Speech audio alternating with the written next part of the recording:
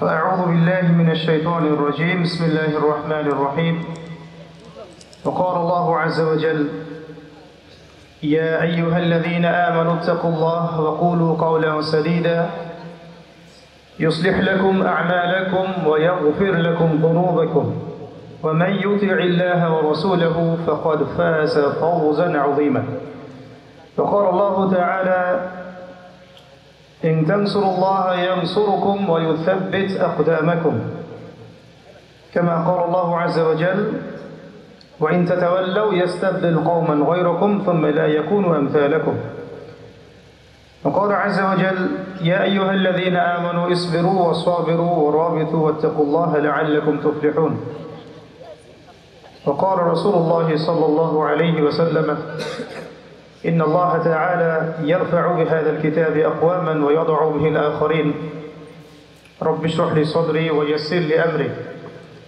واحلل عقدة من لساني يفقه قولي اللهم فقهنا في الدين وعلمنا التأويل اللهم اجعلنا منهم الذين آمنوا وعملوا الصالحات وتواصوا بالحق وتواصوا بالصبر أعوذ بكلمة الله التامات من شر ما خلق بسم الله الذي لا يضر مع اسمه شيء في الأرض ولا في السماء وهو السميع العليم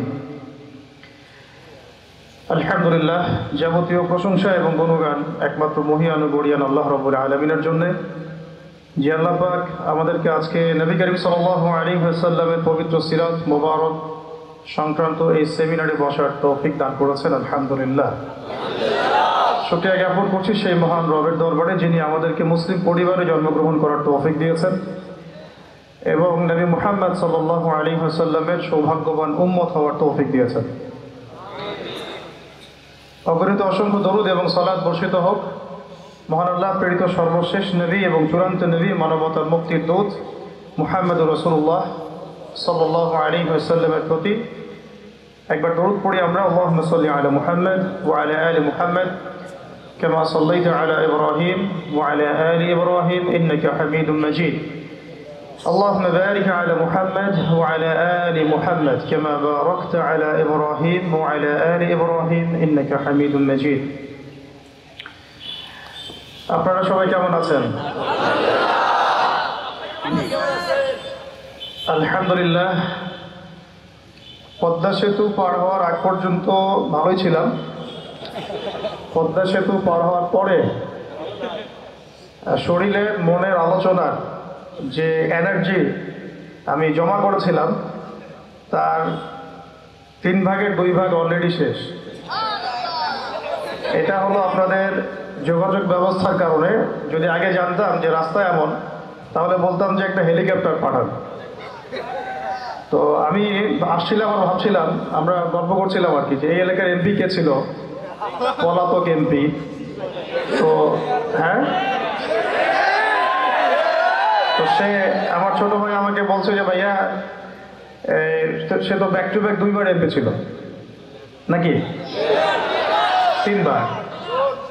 আমরা উত্তরবঙ্গ সফর করেছি, একদম কুড়িগ্রাম, নীলফামারী, লালমনিরহাট, এগুলো তো যে মঙ্গা কবলিত এলাকা বলে, আপনারা জানেন কিনা। তো ওই এলাকাগুলোতেও রাস্তাঘাটের অবস্থা এর চেয়েও ভালো। মানে বিভিন্ন এলাকার তৎকালীন যারা তাগুতি শাসক ছিল আর কি, এক কথায় তাগুতি শাসক, তারা কেউ কেউ খেয়েছে, লুটে পুটে খেয়েছে, কিন্তু একটু ইনসাফের সাথে খেয়েছে। কিন্তু আপনাদের এলাকার অবস্থা দেখে মনে হলো যেখানে খাওয়ার মধ্যে ইনসাফ ছিল না, বেইনসাফি খাওয়ার।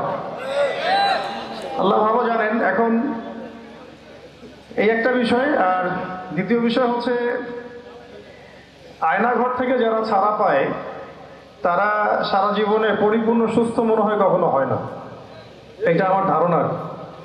তো সেরকম কিছু অসুস্থতা সবসময় লেগেই থাকে। তো এটা নিয়ে চলছি আলহামদুলিল্লাহ। এখন আলোচনার টপিকটা অনেক গভীর।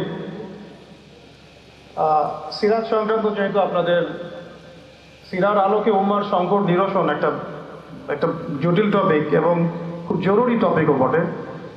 এটা নিয়ে আসলে অনেক লম্বা আলোচনার প্রয়োজন।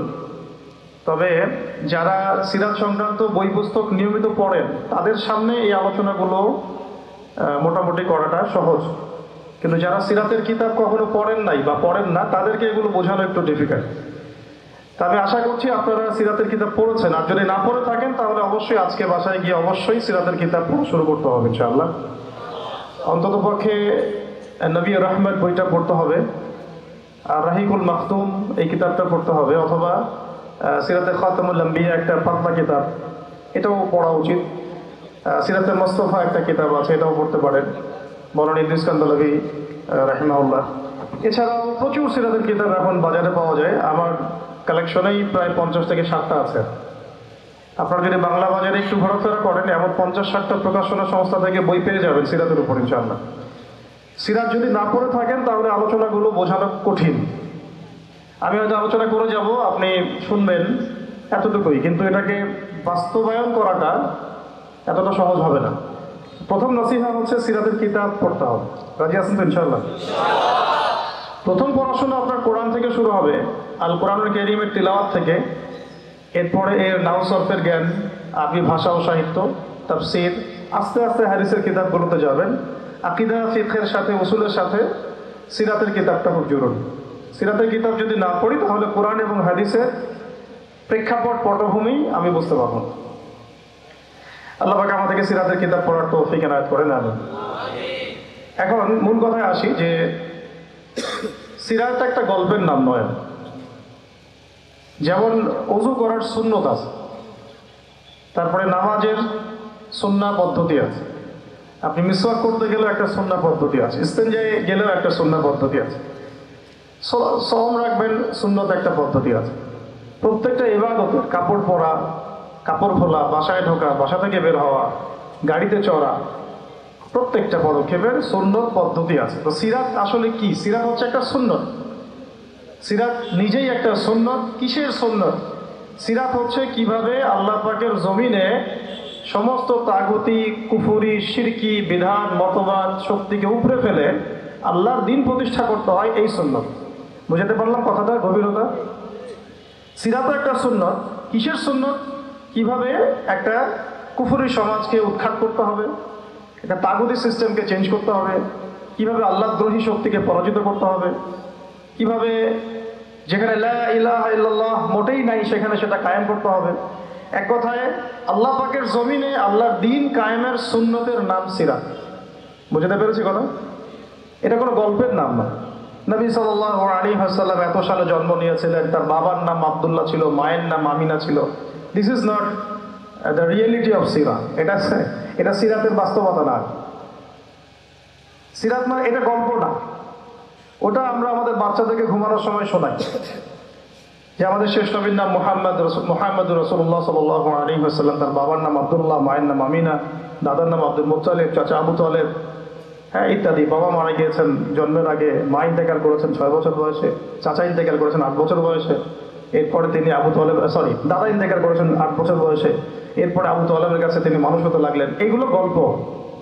তো এইটা আর সিরাতের আলোকে বর্তমান প্রেক্ষাপটের সমস্যা বের করা, এটাকে সলভ করা, আর সিরাতের আলোকে দিন কায়েম করা, এই জিনিসটা এক না, এটা ডিফারেন্ট। তা আমরা এখন সিরাত কেন্দ্রিক যত আলোচনাই করছি বাংলাদেশে এবং করব, আলোচনার গন্তব্যটা হবে এরকম যে সিরাতের আলোকে দিন প্রতিষ্ঠা। সিরাতের আলোকে দিন প্রতিষ্ঠা। কারণ আমাদের দেশে দিনের রাজনৈতিক অবস্থান নাই। আমাদের দেশে দিনের রাজনৈতিক অবস্থান নাই। দিন কয়টা ক্ষেত্রে কায়েম করতে হবে। মোবাইল ফোনগুলোতে ব্যস্ত না থাকে, আলোচনায় ব্যস্ত থাকেন। হ্যালো ভাই, আপনাদেরকে বলছি, হ্যালো হ্যালো, শুনতে পারেন কথা? বাংলা কথা বোঝেন? মোবাইল ফোনগুলোতে ব্যস্ত না হয়ে আলোচনার দিকে দেখেন, আলোচনা মনোযোগ দেন। দিন সিরাতের আলোকে কায়েম করতে হলে কয়টা ক্ষেত্রে কায়েম করতে হবে সেটা আগে জেনে নেই। আচ্ছা, তার আগে একটা জিনিস আলোচনা করে নেই যে দিন কায়েম কি দুনিয়াবি কাজ না ইবাদত? এতটুকু তো বোঝেন, দিন কায়েম একটা ইবাদত। নামাজ, সওম, যাকাত, জিহাদ, তাবলীগ, দিন প্রতিষ্ঠা, যেটাকে আমরা আরবিতে বলি ইকামাতে দিন, এটা কি? তাহলে একটা নিঃসন্দেহে ইবাদত। আমাদের নবীজি করেছেন, নবীজি নিজে করেছেন তো। সাহাবায়ে কেরাম এই যে 1400 বছর ধরে সলফে সালেহিন, আকাবের, আমাদের আসলাফরা করেছেন না? সবাই করেছেন। আচ্ছা, এখন এটা যদি ইবাদত হয়, ইবাদত কবুলের শর্ত কয়টা? একজন বলেন দেখি, ইবাদত কবুলের শর্ত কয়টা? 3টা, তাই তো? বেসিক শর্ত কয়টা? 3টা। একটা হচ্ছে ইবাদত হতে হবে এক আল্লাহর জন্য। কার জন্য? তাহলে এই আল্লাহর জমিনে সিরাতের আলোকে দিন কায়েম করার লক্ষ্য উদ্দেশ্য থাকবে শুধু এক আল্লাহর সন্তুষ্টি অর্জন করা। শুধু এক আল্লাহকে রাজি খুশি করার জন্য আমরা আল্লাহর জমিনে দিন কায়েমের চেষ্টা করব। খালাস, কথা ঠিক আছে? আচ্ছা, যদি এখানে উদ্দেশ্য থাকে না আমি আমার পদের জন্য চাচ্ছি, না আমি নেতৃত্বের জন্য চাচ্ছি, না আমি কোনো একটা ফেরকার আমির হওয়ার জন্য চাচ্ছি, অথবা আমি কোনো রাজনৈতিক পদের জন্য চাচ্ছি, তখন ইবাদতটা ইবাদত বলে গণ্য হবে না, বা ইবাদতটার নেকির জায়গায় গুনাহ হতে পারে, নেকির জায়গায় গুনাহ হতে পারে, কারণ সেটা আল্লাহ পাকের সন্তুষ্টির জন্য ছিল না। মানুষ আমাকে পপুলার মনে করে তাই আমি একটু গলা ফাটায় কথা বললাম, বিষয়টা এরকম না। কথা এখান থেকে আসবে না, কথা এখান থেকে আসবে, কথা এখান থেকে আসবে না, কথা আসবে কোথেকে? এখান থেকে এসে আরশে আজিমের মালিক পর্যন্ত পৌঁছাতে হবে। এই উদ্দেশ্যে আমার কথাগুলো হবে, কাজগুলো হবে। তাহলে দিন প্রতিষ্ঠার উদ্দেশ্য হবে এক আল্লাহর সন্তুষ্টি অর্জন করা, এটা প্রথম কথা। 2, রিজিক হালাল হতে হবে, সেটা তো আমরা জানি। রিজিক কি হতে হবে? হালাল হতে হবে, যেটা আমাদের 90%-এরই কম বেশি হারাম। কম বেশি কি 90%-এরই হারাম। দাড়ি টুপি পাগড়ি জুব্বা পরে আমরা যারা চলাফেরা করি, আমাদেরও বহু মানুষের রিজিক হারাম। অনেকেই সুদি কারবার করি, সুদি লেনদেন করি, অনেকেই মাপে কম দেই, অনেকে আবার আল্লাহ রাস্তায় সময় দিচ্ছি, বোনের সম্পত্তি দেই না। অনেকে দেখা যায় মাল সিন্ডিকেট করি। দাড়িওয়ালা লোক ফার্ম ঘাটে বসে ব্যবসা করছে, মাপে কম দিচ্ছে। দাড়িওয়ালা লোক যাত্রাবাড়িতে তার একটা গোডাউন আছে, সেখানে সে পণ্য মজুত করছে, সিন্ডিকেট করে দাম বাড়াচ্ছে। রিজিকটা কি হালাল হলো না হারাম হলো? রিজিক হালাল হওয়াটা এত কঠিন শর্ত, যেটা এই যুগে আসলে উত্তরে ওঠা খুব কঠিন। এই কারণে বহু কিছু হচ্ছে, আবেগ অনেক কিছু হচ্ছে, বড় বড় অনেক লেকচার আমরা দিচ্ছি ঠিকই, বাস্তবতা আসছে না। বাস্তবতা আসছে না। বাস্তবতা হচ্ছে এমন যে আমাদের একজন উপদেষ্টা সাহেব বসে আছেন, তার সামনে দাঁড়িয়ে আলোচনা যিনি করছেন, বক্তব্য যিনি দিচ্ছেন, উচিত ছিল তাকে বসিয়ে মাইক্রোফোন দেয়া আর তার দাঁড়িয়ে আলোচনা শোনা। উচিত ছিল সেই ওস্তাদকে মাইক্রোফোন দিয়ে বসতে বলা, এবং তার উচিত ছিল দাঁড়িয়ে থেকে তার কথা শোনা। বাস্তবতা হচ্ছে যে আমরা সোশ্যাল, রাজনৈতিক, অর্থনৈতিক বিভিন্ন জায়গায় এখন পর্যন্ত ওই শক্তি অর্জন করতে পারি নাই যে শক্তি ওমর রাদিয়াল্লাহু আনহুর সময় আমাদের ছিল। এটা তো বাস্তবতা। কিন্তু মাঠে ময়দানে আমাদের কথা হচ্ছে মাশাআল্লাহ, অনেক বড় বড় কথা আমরা বলছি, অনেক সময় শোডাউন করে জনবল দিয়ে বা স্লোগান দিয়ে মনে করছি যে আমরা অনেক কিছু করে ফেলেছি, কিন্তু বাস্তবতাটা এমন না। বাস্তবতা অনেক অনেক অনেক বেশি খারাপ, যেটা আমরা চাই এই খারাপ অবস্থাটা দূর হোক। এই জন্যই আলোচনাগুলো আসা উচিত। বাস্তবতা হচ্ছে আবেগ দিয়ে দিন প্রতিষ্ঠা হবে না। আবেগের দরকার আছে, তবে আবেগের উপরে বিবেককে স্থান দিতে হবে এবং খুব ডিপ্লোম্যাটিক হতে হবে, বাস্তবতা বুঝতে হবে, প্রজ্ঞা হিকমার সাথে আমাদেরকে আঁকতে হবে। অনেক সময় মনে হচ্ছে আমাদের সংখ্যা অনেক, কোটি কোটি, 12 কোটি 14 কোটি। আসল যুদ্ধক্ষেত্রেই দেখা যাবে আসলে আমাদের সংখ্যা আসলেই কত। ঠিক আছে, তো মূল জায়গায় আসি। আবার আমি একটু ভিতরে চলে যাচ্ছি যে আমরা যদি একটা কাজকে ইবাদত মনে করি, সেই কাজটা ইবাদত হিসেবে গণ্য হওয়ার জন্যও 3টা শর্ত আমাকে পূরণ করতে হচ্ছে। আল্লাহ পাকের সন্তুষ্টির জন্য, 2 হচ্ছে সেই কাজটা করতে গিয়ে, আবার ইবাদত করতে গিয়ে আমার রিজিকটা অবশ্যই হালাল হতে হবে। এই দুটোতেই আমরা আটকে গেছি। কিন্তু কারাগারে আমাদের ওলামায়ে কেরামগণ বসেছিলেন, তারা আলোচনা করছিলেন যে আমরা সবাই এক সেলে বসে আছি, আসলে কি সমস্যা? সবাই সমস্যা নিয়ে মোজাকারা করছে না, সমস্যাটা কি হলো? তো নাম বলতে যাচ্ছি না, আমাদের অনেক শ্রদ্ধেয় ওলামায়ে কেরাম তাদের অনেকেই বলেছিলেন যে মনে হয় ইখলাস ঠিক নাই, মনে হয় ইখলাস ঠিক নাই। হ্যাঁ, যদি ইখলাস ঠিক না থাকে কাজে বরকত আসবে না। ইখলাস কি? শুধু আল্লাহর জন্য করব, যাই করি শুধু আল্লাহর জন্য করব, মানুষকে দেখানোর জন্য না, জনপ্রিয়তা পাওয়ার জন্য না, মানুষের বাহবার জন্য না। এমনকি আমি যদি চাই বাংলাদেশের শরিয়া আইন কায়েম হোক, সেটা চাবো আল্লাহর জন্য, আমি ক্ষমতায় গিয়ে কায়েম করবো এই জন্য না। এটা আল্লাহ পাক XYZ যে কাউকে দিয়ে করাইতে পারেন। সেটা আমি হইতে পারি, আপনি হইতে পারেন, যে কেউ হতে পারে। কিন্তু আমি চাচ্ছি শরিয়া আইন বাস্তবায়িত হোক। যদি আমি এভাবে চিন্তা করি যে না আমাকে যেতে হবেই, আমি সেই কাজ করবো, আমারই ক্ষমতা দরকার, তাহলে এটা হবে দুনিয়ার জন্য কাজ করা, আমি আমার ক্ষমতার জন্য করছি। তো মূল বিষয়টা হচ্ছে সাহাবায়ে কেরাম রাদিয়াল্লাহু আনহুম আজমাইন তারা নিজেরা দায়িত্ব এড়িয়ে যেতেন, মানুষ জোর করে তাদেরকে দায়িত্ব দিতেন। এর ফলে কাজে বরকত হতো, ইখলাস ঠিক থাকতো। তারা দিনের বেলা ঘোড়সাওয়ার থাকতেন, রাতের বেলা দরবেশ থাকতেন। এই জন্যই দেখা যায় যে ওমর রাদিয়াল্লাহু আনহু খেলাফতের সময় একটা বকরির বাচ্চাও না খেয়ে মারা যায় নাই। সুবহানাল্লাহ। আর একটু আগে তো আপনাদেরকে একটা এক্সাম্পল দিলাম যে আপনাদের 3 বারের রাস্তাঘাটের কি অবস্থা। তাহলে 50 বছর, স্বাধীনতার 50 বছর ধরে যারা পুরো বাংলাদেশের রাস্তায় ঠিক করতে পারে নাই, তারা কত বড় দুর্নীতিবাজ চিন্তা করে নাই।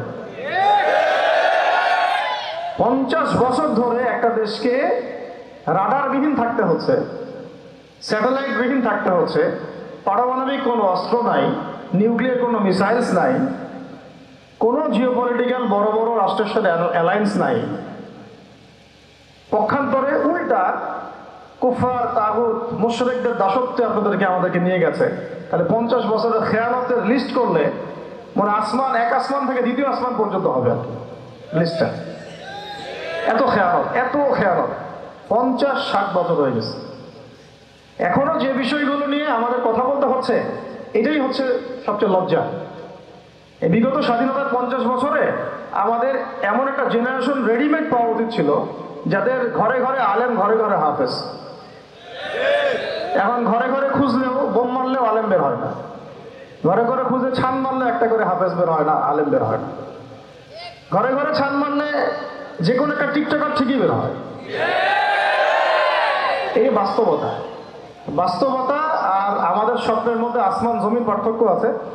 এগুলো হাসির কোনো বিষয় না, এটা হচ্ছে বাস্তবতা। মানে পুরা প্রাইমারি স্কুল থেকে শুরু করে প্রাইমারি স্কুলের শিক্ষক, প্রাইমারি স্কুলের টিচার এবং স্টুডেন্ট, হাই স্কুলের স্টুডেন্ট, হাই স্কুলের টিচার, অনার্সের স্টুডেন্ট, অনার্সের টিচার, মাস্টার্সের স্টুডেন্ট, মাস্টার্সের টিচার, তারপরে যে বিবিএ, এমবিএ, তারপরে যে আপনার প্রাইভেট ইউনিভার্সিটি ইত্যাদি ইত্যাদি, ইভেন বিসিএস সেক্টর, শিক্ষা কমিশন, এমপি, মন্ত্রী, পার্লামেন্ট, সবগুলোকে যদি একটা জায়গায় আপনি বসান, সবাইকে, এই সবাইকে 15-16 কোটি মানুষকে একটা জায়গায় বসান, দেখবেন যে এদের 90% কোরআন তেলাওয়াতি করতে পারে না।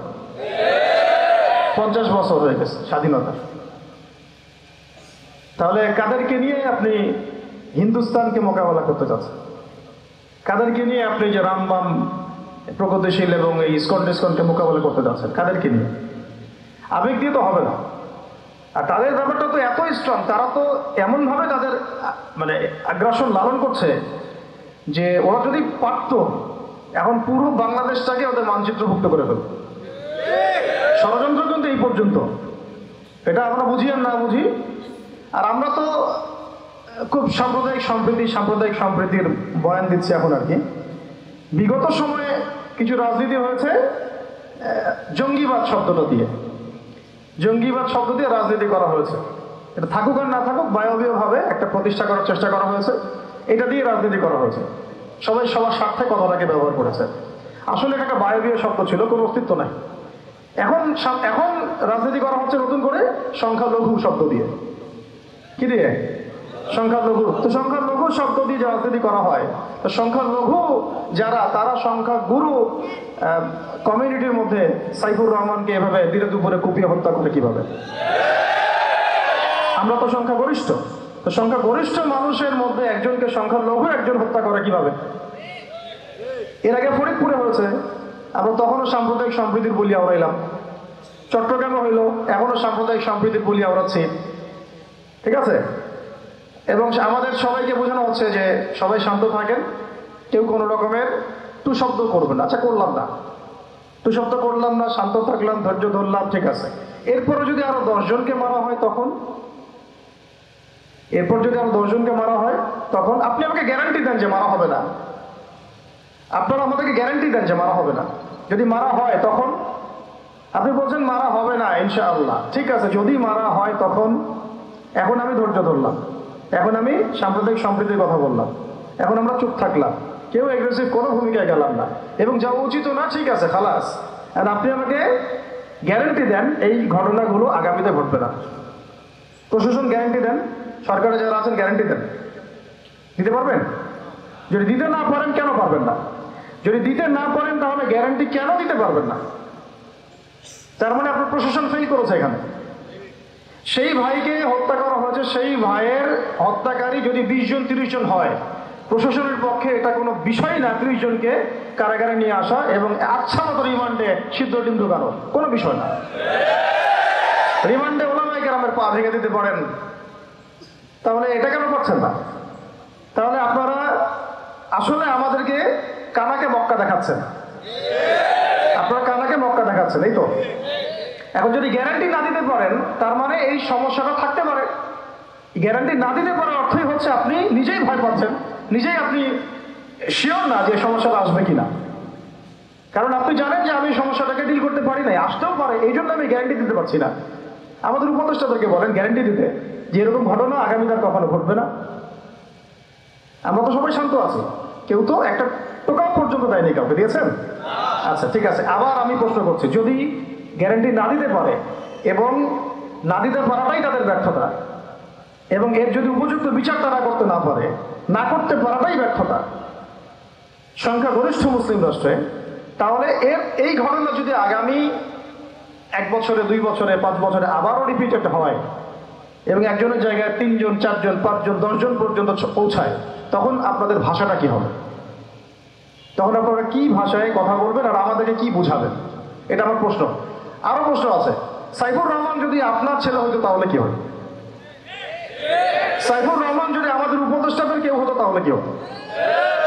সাইফুর রহমান যদি আমাদের যে ওলামায়ে কেরামগণ, শ্রদ্ধার সাথেই বলছি, বিনয়ের সাথে, আপনাদের যদি ছেলে হতো আপনারা কি সেম কথা বলতেন কিনা? সাইফুর রহমান যদি আপনার মেয়ের জামাই হতো তাহলে আপনি সেম কথা বলতেন কিনা?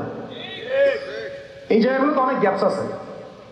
আমাদের এত স্বার্থপর চিন্তা চেতনা যে আমার তো আর নিজের ছেলে মরে নাই, আমার তো আর নিজের ভাইকে মারা হয় নাই, আপনি তো তাকে আপনার ভাই মনে করতে পারছেন না এখনো। এখন পর্যন্ত আপনি সাইফুর রহমানকে আপনার ভাই মনে করতে পারেন নাই, সবাই চোখ।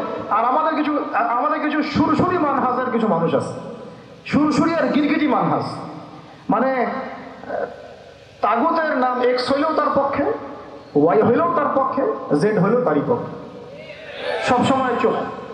একদম সুরসুরি মার্কা ঠান্ডা ঠান্ডা মানহাজ মানুষকে দেওয়া হয় এবং তারা একটু জনপ্রিয়, এই কারণে জনগণ চুপ হয়ে যায়। তাদের একটা স্ট্যাটাস দেখে মানুষ চুপ। হ্যাঁ, আমার তো আকাবির, আমার তো অমুক, আমার স্কলার এই বলছে, আমার শায়েক এই বলছে, বাস আমি চুপ। আপনি তো নিজের চিন্তাটাকে বিক্রি করে দিয়েছেন মানুষের কাছে, নিজের চিন্তাটাকে আপনি বিক্রি করে দিয়েছেন। তো একজন সেলিব্রিটি স্কলার এসে একটা স্ট্যাটাস দিল যে সবাই শান্ত থাকেন, কেউ কোনো কথা বলবেন না। কেন কথা বলবো না আমি? শান্ত থাকেন বলার আগে আপনার বলা উচিত ছিল যে আমার ভাইকে এভাবে মারা হয়েছে, আমি তীব্র নিন্দা জানাই এবং এর বিচার আমি দাবি করি। তারপরে আপনি বলতে পারতেন আপনারা শান্ত থাকেন, আমরা বিষয়টা ডিল করছি। এই যে ব্রেন ওয়াশ, এই যে আমাদের একটা জজবাকে এভাবে দমন করে দেওয়া হচ্ছে, এর ফলাফল কিন্তু আপনাদেরকে ভোগ করতে হবে। আচ্ছা ঠিক আছে, 10 জন মারা হলো চুপ করে থাকেন, ভালো কথা। আরো 100 জন মারা হলে তখনই কি চুপ করে থাকবেন? যদি একটা জেলার উপর আক্রমণ হয় তখনই কি চুপ করে থাকবেন? আপনারা শয়তান থেকে পালাতে চাচ্ছেন, কিন্তু শয়তান তো আপনাকে ছাড়বে না। আপনি কিছু বলেন আর নাই বলেন, আমি বলছি না এখনই বলেন, আমি বলছি আপনি এই হত্যার উপযুক্ত বিচার আমাদের সামনে নিশ্চিত করেন। জাতির সামনে এই 20-30 জন লোককে হাজির করে প্রকাশ্যে ফাঁসি দিয়ে দেখান যে হ্যাঁ আমরা সাইফুর রহমানের পক্ষে আছি। কিছুই করতে পারেন নাই পর্যন্ত, আপনারা কিছুই করতে পারেন নাই। ফরিদপুরের ঘটনা কিছু করতে পারেন নাই। এরকম ঘটনা বিচ্ছিন্ন না, এরকম ঘটনা বাংলাদেশের লাস্ট 5 বছরে এবং বিগত 15 বছরে অনেকগুলো হয়েছে। কিছু ঘটনা আমরা জেনেছি, কিছু ঘটনা আমরা জানি না, বেশিরভাগই আমরা জানি না। তো এই যে সমস্যাগুলো আমি সিরাত থেকে কেন বলছি, কারণ সিরাতে আপনাকে এগুলো সমাধান দেবে। আর এই বিষয়টা আমাকে খুব পীড়া দিচ্ছে ভিতর থেকে, যেটা আমাদের আচরণ, আমরা যে এত বেশি মানে দাসত্বের একটা ইয়াতে চলে আসছি, মেজাজটা আমাদের দাসত্বের মতো চলে আসছে। আমরা শত্রুর চোখে চোখ রেখে কথাই বলতে পারি না। শত্রুর চোখে চোখ রেখে কথা না বললে তো সে আমাকে দাম দিবে না। কই, সে তো চায়নার সাথে এসব ডিল করতে পারে না, সে তো ইভেন পাকিস্তানের সাথেও তো পারে না। পাকিস্তানে কি খুব মুসলিমদের ঐক্য আছে নাকি? না, নাই তো। ওর ইন্টারনাল অবস্থা তো আমাদের চেয়ে অনেক সময় খারাপ। কয়েকটা পারমাণবিক বোম আছে, এই কারণে তার দিকে তাকাতে পারে না। স্বাধীনতার 50 বছরে কয়টা মিসাইল তৈরি করলেন? একটাও তো তৈরি করার ফিকির করলেন না। তাহলে বিগত 50 বছরের ইতিহাস যদি আমরা ঘাটি, তাহলে দেখব যে যত রকমের মানব রচিত তন্ত্রমন্ত্র আছে, এই তথাকথিত গণতন্ত্রই বলেন, আর এই জাতীয়তাবাদের কথাই বলেন, আর এই তথাকথিত ধর্মনিরপেক্ষতাবাদ, আর এই কমিউনিজম যা আছে সব ফেল করেছে। পশ্চিমা সব মতবাদ এখানে এমনভাবে ফেল করেছে যেটা ইতিহাসে বিরল। তাহলে একটা মাত্র পথ আপনাদের সামনে এখন খোলা আছে, যেই পথ দিয়ে এই সমস্ত সমস্যার সলিউশন আনা সম্ভব। সেই পথটাই হচ্ছে ওই যে লেখা আছে, সিরার আলোকে উম্মার সংকট নিরসন করা। ওই সিরাতের আলোকে যদি উম্মার সংকট নিরসন করতে না পারি, আর কোন রাস্তা আমাদের সামনে খোলা নাই। দিন কায়েমের শর্ত 3টা বলেছেন না? 3 নম্বর শর্তটাই হচ্ছে এটা যদি ইবাদত হয়, দিন কায়েম যদি একটা ইবাদত হয়ে থাকে, তাহলে সেই ইবাদত কবুল হবে শুধু একজন ব্যক্তির তরিকা। তার তরিকা মুহাম্মদ রাসূলুল্লাহ সাল্লাল্লাহু আলাইহি ওয়াসাল্লামের তরিকা। ইবাদত হতে হবে এক আল্লাহর জন্য, হালাল রিজিক থাকতে হবে, এবং তরিকা হতে হবে কার? মুহাম্মদ রাসূলুল্লাহ সাল্লাল্লাহু আলাইহি ওয়াসাল্লাম। তো মুহাম্মদ সাল্লাল্লাহু আলাইহি ওয়াসাল্লামের তরিকাই হচ্ছে সিরাত, যেটার মধ্য দিয়ে আমরা দিন কায়েম করবো ইনশাআল্লাহ। আর কোনো রাস্তা খোলা নাই। যত তন্ত্রমন্ত্র নিয়ে আসুক, যত তন্ত্রমন্ত্র, এখন তো 4টা-5টা আছে, আরো যদি নতুন কোনো তন্ত্রমন্ত্র নিয়ে আসে, তারপরেও এই জাতির মুক্তির কোনো পথ নাই সিরাত ছাড়া। এখন আমাদেরকে আগে সিরাত পড়তে হবে ভাই, সবাইকে আগে সিরাতটা পড়তে হবে। সিরাত পড়লে পরে আপনারা বুঝতে পারবেন যে ইনশাআল্লাহ তাআলা কোন পথে আমাদেরকে হাঁটতে হবে। এখানে টপিক অনেক ডিপ দেওয়া হয়েছে, অত ডিপে গেলে আমাদের সারা রাত চলে যাবে। আমি শুধু ভাষা কয়েকটা পয়েন্ট বলতেছি, একটু মনোযোগ দেন। নবী সাল্লাল্লাহু আলাইহি ওয়াসাল্লাম যখন থেকে কাজ শুরু করেছেন, কাজ বলতে আমি দাওয়াতের কাজ বোঝাচ্ছি, তখনকার সমাজটা কিন্তু আমাদের মতো এতটাও মানে কমফোর্টেবল ছিল না। একটা অমুসলিম রাষ্ট্রে তিনি দাওয়াতের কাজ শুরু করেছেন। মক্কা কি ছিল? একটা মুসলিম রাষ্ট্র না অমুসলিম রাষ্ট্র? অমুসলিম একটা রাষ্ট্রে তিনি অ্যাজ এ নবী তার দাওয়াতের কাজ শুরু করেছেন। সুবহানাল্লাহ। এবং তিনি সেই রাষ্ট্রের একজন পরিচিত ব্যক্তিত্ব, যাকে আস-সাদিক আল-আমিন বলে ডাকা হয়, যার আগেও কোনো গুনাহ নাই, পরেও কোনো গুনাহ নাই।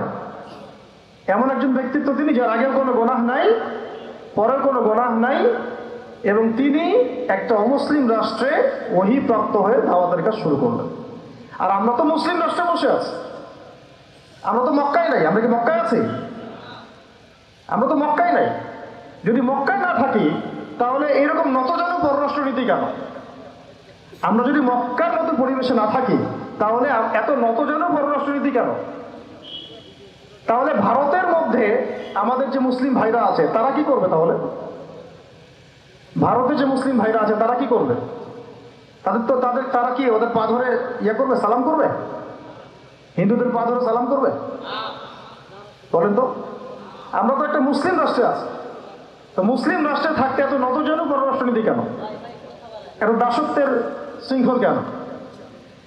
তো তিনি দাওয়াতের কাজ শুরু করেছেন প্রথম কি দিয়ে, এটা একটা ফ্যাক্ট। আমরা আসলে আলোচনাগুলো আপনাদের চাইতে তাদের শোনা দরকার, যারা আলোচনা যারা করে। মানে আমি চাই বেশি বেশি তাদের সাথে কনভারসেশন করতে, যারা উম্মাকে নিয়ে ফিকির করেন, তো দাওয়াতের কাজ করতে যান, বা মুআল্লিম বা আলেম বা হাফেজ, তাদের সাথে কথা বলা দরকার। তাদেরকে আগে বোঝানো দরকার বিষয়গুলো। অনেকেই বুঝেন না। অনেকে বায়াদিও দাওয়াতি কাজ করছেন উইদাউট এনি প্ল্যাটফর্ম। অনেকে দাওয়াতি কাজ করছেন উইদাউট এনি কানেকশন উইথ ওলামা। আলেমদের সাথে কোনো কানেকশন নেই, দাওয়াতের কাজ করতে আসেন, একটা বায়াদিও প্ল্যাটফর্ম ক্রিয়েট করে রাখতেছেন। তো আমাদেরকে আগে তাদের সাথে কথাবার্তা বলা দরকার, যে মৌলিকভাবে আমরা আসলে কিভাবে আগাবো। প্র্যাকটিক্যাল কথায় আসেন। এই যে আমরা এতগুলো কথা বলছি না, আমি আপনাদেরকে পুরা পথ পদ্ধতি এখানে গিলায় খাওয়াই দিতে পারবো, কিন্তু বিশ্বাস করেন গিলে খাওয়ার পরে আপনি কিছু করতে পারবেন। কেন পারবেন না? আপনার কোনো অ্যাসোসিয়েশন নাই, কোনো ফাউন্ডেশন নাই, কোনো সংগঠন নাই, কোনো রাজনৈতিক ক্ষমতা নাই, কোনো রাজনৈতিক দলও নাই, রাজনৈতিক কোনো অ্যাপ্রোচও নাই। কিন্তু একটা সেকুলার রাজনৈতিক দল আপনার চেয়ে ভালো ফিল্ড ওয়ার্ক করতে পারবে, কারণ তার চেইন অফ কমান্ড আছে। আমাদের তাওহীদপন্থীদের কোনো চেইন অফ কমান্ডই নেই।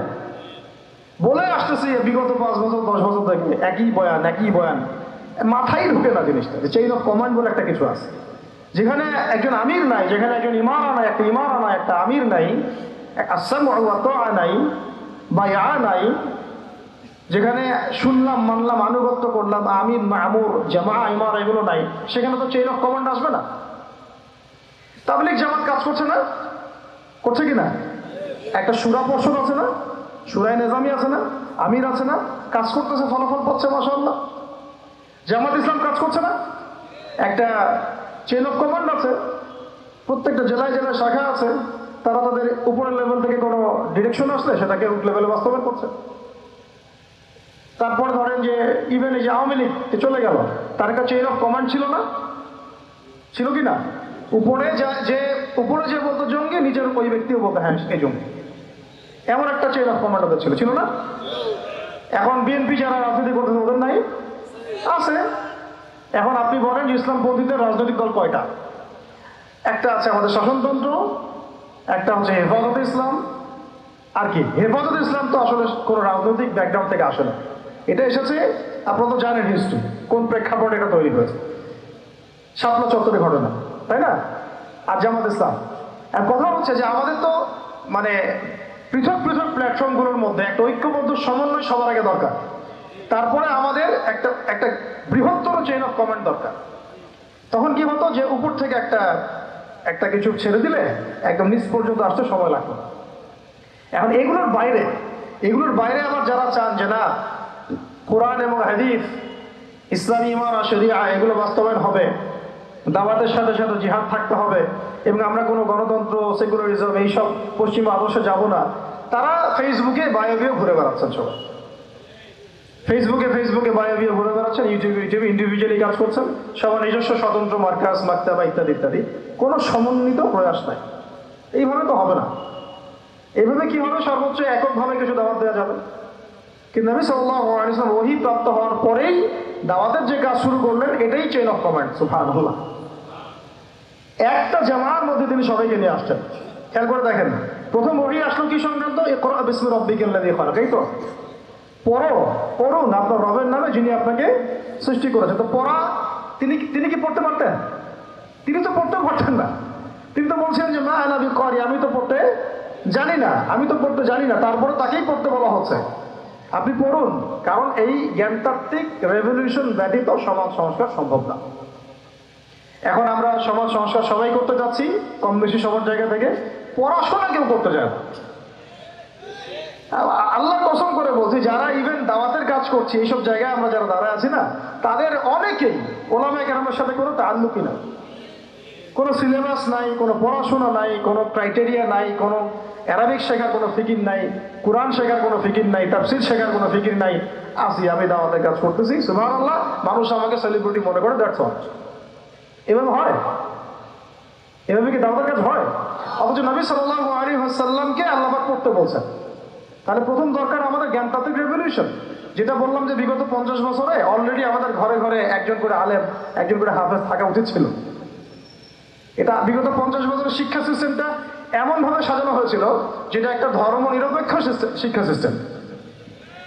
এটা এই যে একটা ছেলে বসে আছে 30 বছর বয়স, ওর তো অধিকার ছিল যে সে এসএসসি এইচএসসি অনার্স মাস্টার্স লেভেলে এসে কোরআনের অর্থ করার যোগ্যতা অর্জন করবে। এটা তার রাইটস ছিল অ্যাজ এ মুসলিম কান্ট্রির একজন সিভিলিয়ান হিসাবে, তার রাইটস ছিল এটা যে আমি একজন মুসলিম কান্ট্রির সিভিলিয়ান, আমার রাইটস আছে স্কুলে গিয়ে কোরআন শেখা, কলেজে গিয়ে কোরআনের তাফসীর শেখার, অনার্স লেভেলে গিয়ে হাদিস পড়তে শেখার, হাদিসের মুতাআল্লা করার, ইভেন সে মাস্টার্সের পরে ইফতা নেওয়ার মতো যোগ্যতা অর্জন করতে পারতো যদি শিক্ষা সিস্টেমটার মধ্যে সমন্বয় থাকতো।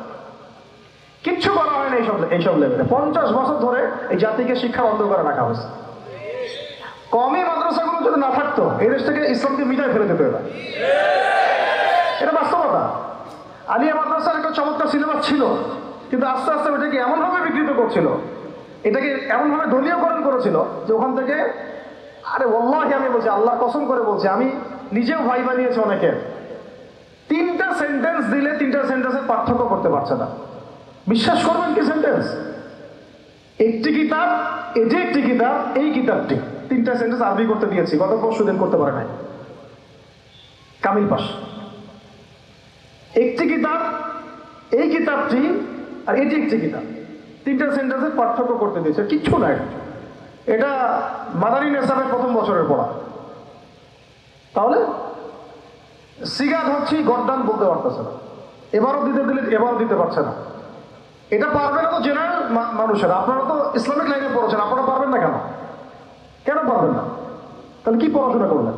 ওখানে তো 10 বছর সময় ঢেলে দিচ্ছে। একজনকে জিজ্ঞাসা করলাম যে একটা যে কোনো একটা আয়াত শোনাচ্ছে, ওই যে সূরা হামিম শেষের একটা আয়াত বললো কি জানি, ওই যে ইন্নাল্লাযীনা ক্বালু রাব্বুনাল্লাহ সুম্মা ইসতাকামু তাতানাজ্জালু আলাইহিল মালায়েকা, এই যে একটা আছে না, আল্লা তাখাফু ওয়া লা তাহজানু। ঠিক আছে ভাই, এখন অর্থটা বলেন। অর্থ বলতে পারে না। তাতানাজ্জালুর গর্দান দেন, মাসদার বলেন, বলতে পারে না। আলিয়া মাদ্রাসা থেকে পড়াশোনা করেছেন, দাখিল আলিম ফাজিল করেছেন, বলতে পারেন। এটা আপনারাও জানেন, ওলামায়ে কেরাম যারা বসে আছেন, যে অবস্থা কি। শুধু কওমি মাদ্রাসাগুলোর এই মেহনতগুলো যদি না থাকতো, তাহলে অরিজিনাল ইসলামকে তারা মিটাই ফেলে দিত বাংলাদেশ। ঠিকই আছে এখন। কিন্তু আমি ওই দিকে যাচ্ছি না, ওইটা অন্য আলোচনা। এটা আমাদের ভিতরের কথা হচ্ছে, একজন জেনারেল শিক্ষিত ছেলে যে এদেশের মুসলিম নাগরিক, তার রাইটস আছে প্রাইমারি স্কুলে সে কোরআন তেলাওয়াত করা শিখবে। শিখতে পারে নাই কেন? কেন পারে নাই? পিতা মাতাও তো মাশাআল্লাহ সুবহানাল্লাহ সেই কোয়ালিটি। ছেলে 10 বছরে কিছু শিখুক না শিখুক, বাংলা ইংরেজি অঙ্ক তাকে শিখতে হবে। কোরআন হাদিস এগুলো তো কোনো বিষয়, এগুলো কোনো বিষয় হলো আপনাদের কাছে আল্লাহর কসম এগুলো দামি নাই। ওই একদিন দুই দিন ওয়াজ মাহফিলে আইসা আবেগ দেখান। কোরআন হাদিসের প্রতি যদি মহব্বত থাকতো, ছেলেকে তো আলেম বানাইতেন আপনি, ছেলেকে তো আপনি একজন হাফেজ বানাইতেন কমপক্ষে। আপনি তো ছেলেকে এমন ভাবে গড়ে তুলেছেন আপনার জানাজাই পড়তে পারবে না। সেদিন আমরা টাঙ্গাইলে একজনের জানাজা পড়তে গেছে, এক পরিচিত ভাইয়ের আম্মা মারা গিয়েছেন। তো ওই দিন গিয়ে একটা আক্কেল হলো, শিক্ষা হলো, যে যদি আপনি ছেলে মেয়েকে যদি আলেম না বানিয়ে যান, ছেলেকে যদি আলেম না বানিয়ে যান, সঠিক জানাজাটাও মনে হয় ভাগ্যে জুটবে না। হ্যাঁ, একটা মুনাসিব জানাজাও ভাগ্যে জুটবে না। তো আমাদের এই স্কুল কলেজ পড়ুয়া ছেলে মেয়েদের রাইট ছিল এগুলো শিখতে পারে নাই। অনার্সের পরে তার বয়স কত? 20 থেকে 25 বছর। 25 বছরে সে 25টা সূরা জানে না, 25টা সূরার নামই জানে না, 25টা সূরার নাম বলতে পারে না। কোরআন বিধান কায়েম করতে আসছেন আপনি, সুবহানাল্লাহ। 25টা হাদিস বলতে পারেন না, 25 জন নবীর নামও বলতে পারে না। ইভেন আমাদের নবী সাল্লাল্লাহু আলাইহি ওয়াসাল্লামের সিরাতের জীবনীটা, পাতলা কিতাবটাও সে কখনো জীবনে পড়ে দেখে। এই অবস্থা মাস্টার্সেও বিসিএসও সব জায়গায় একই চলছে। বিসিএস এর যে ভাইবা হয় সেখানে কি ইসলাম ধরা হয়? বিসিএস এর ভাইবা যখন হয় তখন তাকে কোরআন তেলাওয়াত জিজ্ঞাসা করা হয়? তাহলে আপনি কোরআন তেলাওয়াত করতে পারেন না, রাষ্ট্র চালাবেন কিভাবে? কোরআনের সাথে কোনো তাল্লুক নাই। তার মানে আপনাদের কনসেপ্ট হচ্ছে রাষ্ট্র আলাদা, কোরআন আলাদা। মানে রাষ্ট্র চালাতে কোরআন লাগে না, আপনার কনসেপ্ট এটাই।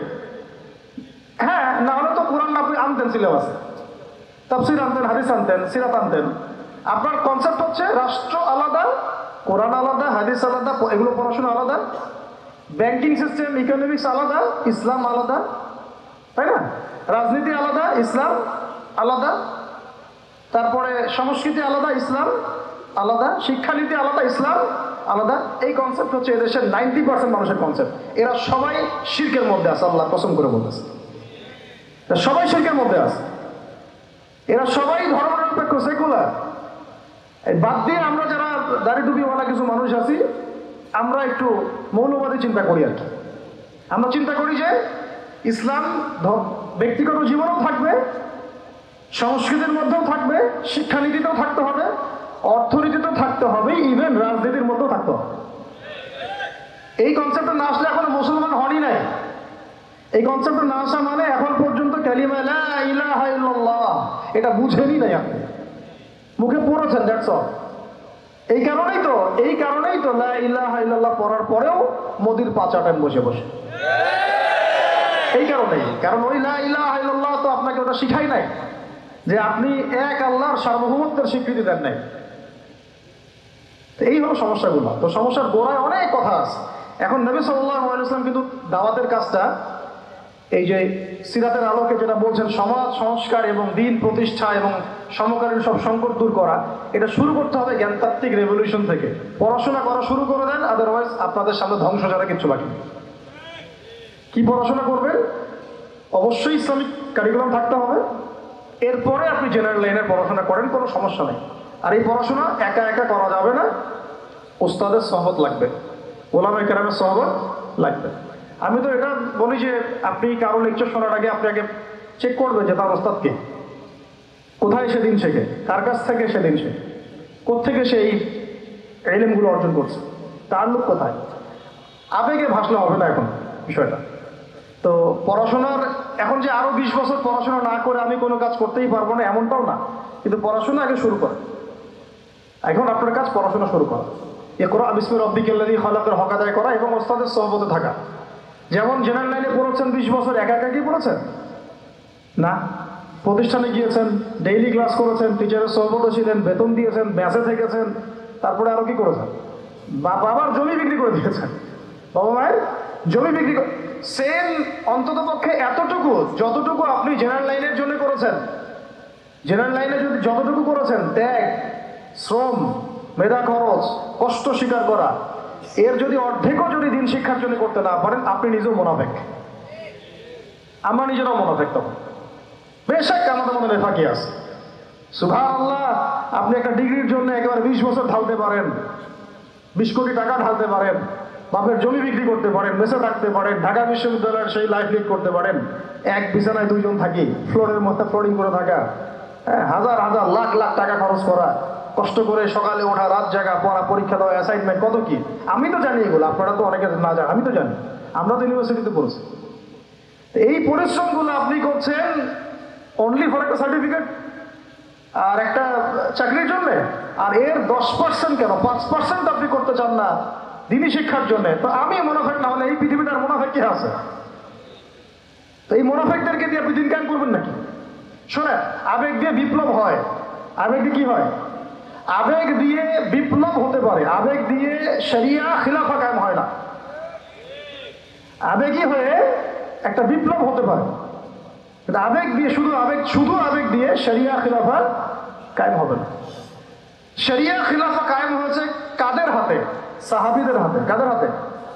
আমাদের জিন্দেগি যখন সাহাবীওয়ালা হবে তখন শরিয়া কায়েম হবে। পড়াশোনা করে না, সাহাবীওয়ালা জিন্দেগি কিভাবে যাপন করবে? ওলামায়ে কেরামের সাথে তাআল্লুক নাই, সাহাবীওয়ালা জীবন কিভাবে যাপন করবে? নামাজের ঠিক নাই, সাহাবীওয়ালা জীবন হইল কিভাবে? কোরআন তেলাওয়াত করতে পারেন না, সাহাবীওয়ালা জীবন হইল? দিনের জন্য আমর বিল মারুফ নাহি আনিল মুনকারের কাজ নাই, ওই যোগ্যতাও নাই, তাহলে সাহাবীওয়ালা জীবন হইল কি? চেহারা সুরতের মধ্যে ইসলাম নাই, সুন্নতের প্রতি পাবন্দি নাই, সাহাবীওয়ালা জিন্দেগি হলো কি? সাহাবীদের হাতে বদর যুদ্ধ হয়েছে, জয়লাভ করেছে। উহুদ প্রায় জিতেইছি, এটা জিতেই বলা যায়, সাময়িক বিপর্যয় হয়েছে। খন্দক, খায়বার, মুতা, ইয়ারমুক কাঁপিয়ে দিয়েছে কারা? সাহাবীরা। তো সাহাবীওয়ালা ইমান, সাহাবীওয়ালা আমল, সাহাবীওয়ালা আখলাক, সাহাবীওয়ালা মেহনত হলে পরে বাংলার মাটিতে দিন কায়েম হবে। না হওয়া পর্যন্ত এই লাভঝাপ করতে থাকা, আজকে এই বিষয়ে কালকে ওই বিষয়ে, আজকে এই ইস্যু কালকে এই ইস্যু, এগুলোই চলতে থাকবে। আমরা এটা চাই না। আমরা চাই এখন যেহেতু দাওয়াতের একটা সুবর্ণ সুযোগ আমাদের সামনে এসেছে, এখন যেহেতু আল্লাহ পাক, এটা আল্লাহ পাকের রহমত, এখানে সবাই ক্রেডিট নেওয়ার প্রতিযোগিতায় লিপ্ত আছে। আমার ক্রেডিট হয়েছে, আমি এই করেছি, আমি সেই করেছি। এখন তো এমন দেখা যাচ্ছে যে ওই সময় কিছু বলেও নাই, সে এখন প্রধান উপদেষ্টার পা চাপতেছে বসে বসে।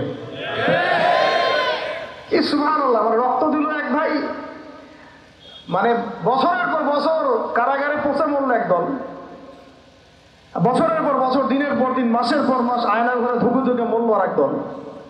ঠিক আছে, বললাম তখন থেকে বের হলে কেউ সুস্থ থাকে না। বছরের পর বছর মামলা মোকদ্দমা হচ্ছে একদল, এক একজনের ঘাড়ে 3টা 4টা 5টা 10টা 20টা করে মামলা। হ্যাঁ, তারপরে বছরের পর বছর এই ফ্যাসিজমের বিরুদ্ধে দাঁড়ানোর কারণে দেশ থেকে বিতাড়িত হয়েছে একদল, হয় নাই? শাপলা চত্বরে রক্ত দিয়েছে আর একদল। তারপরে এই ছাত্র ভাইদের হাজার হাজার পঙ্গু হয়ে পড়ে আছে বিভিন্ন জায়গায় আর একদল, আর শত শত মানুষ রাস্তায় প্রাণ দিল আর একদল, আর উড়ে এসে জোরে ক্ষমতায় বসলো আর একদল। সার্কাস চলতেছে, এবং এখন তাদের লেজুর ভিত্তি করতেছে আরেক দল, তাদের লেজুর ভিত্তি করতেছে নতুন আর একটা সম্প্রদায়, নতুন এক প্রাণী। চক্ষু লজ্জাও নাই, এটা চক্ষু লজ্জাটুকুও না। আগে যখন একটা গোছ ছিল তখন তার পা চাপতো, সুবহানাল্লাহ। এবং ওই তাগুতের এগেইনস্টে যদি কেউ কথা বলতো তাকে বলতো খারেজি। কি বলতো? আগে যে তাগুত ছিল তার পা চাটতো আর কি, এবং তার এগেইনস্টে যদি কেউ কথা বলতো তখন ওই তাগুতের দালালি করে মানুষকে বলতো খারেজি, অমুক গোষ্ঠী তমুক গোষ্ঠী। হ্যাঁ, তারপরে যখন এই বিদ্রোহগুলো হতে হতে হতে বিদ্রোহ করা বলতে আবার হারাম। বিদ্রোহ করা কি? বিদ্রোহ করা হারাম, রাষ্ট্রের সরকারের বিরুদ্ধে প্রতিবাদ করা হারাম, নাজায়েজ, করলে হবে খারেজি। কিন্তু ছাত্র ভাইরা যখন আন্দোলন করে ওই সরকারকে পতন ঘটাই দিল, তখন আবার নতুন যে সরকার আসে ওর পাশাটা আবার খরচ। কি বুঝলেন? কি বুঝলেন? এই চলতেছে। আবার বুঝাই, এক তাগুত ছিল, সেই তাগুত আল্লাহ বিরোধী কাজ করত, কিছু ভাই এর প্রতিবাদ করতো, যারা প্রতিবাদ করতো ওদেরকে এরা বলতো খারেজি, এদের মানহাজ ঠিক নাই, আকীদা ঠিক নাই, এরা উগ্র, ইত্যাদি ইত্যাদি। এবং তাদের কারণেই কিন্তু এই ভাইগুলোকে আয়না করে যেতে হয়েছে। এটা খোলামেলা বলে দিলাম, এদের কারণেই এই ভাইগুলোকে খোলা যেতে হয়েছে, আয়না করে যেতে হয়েছে।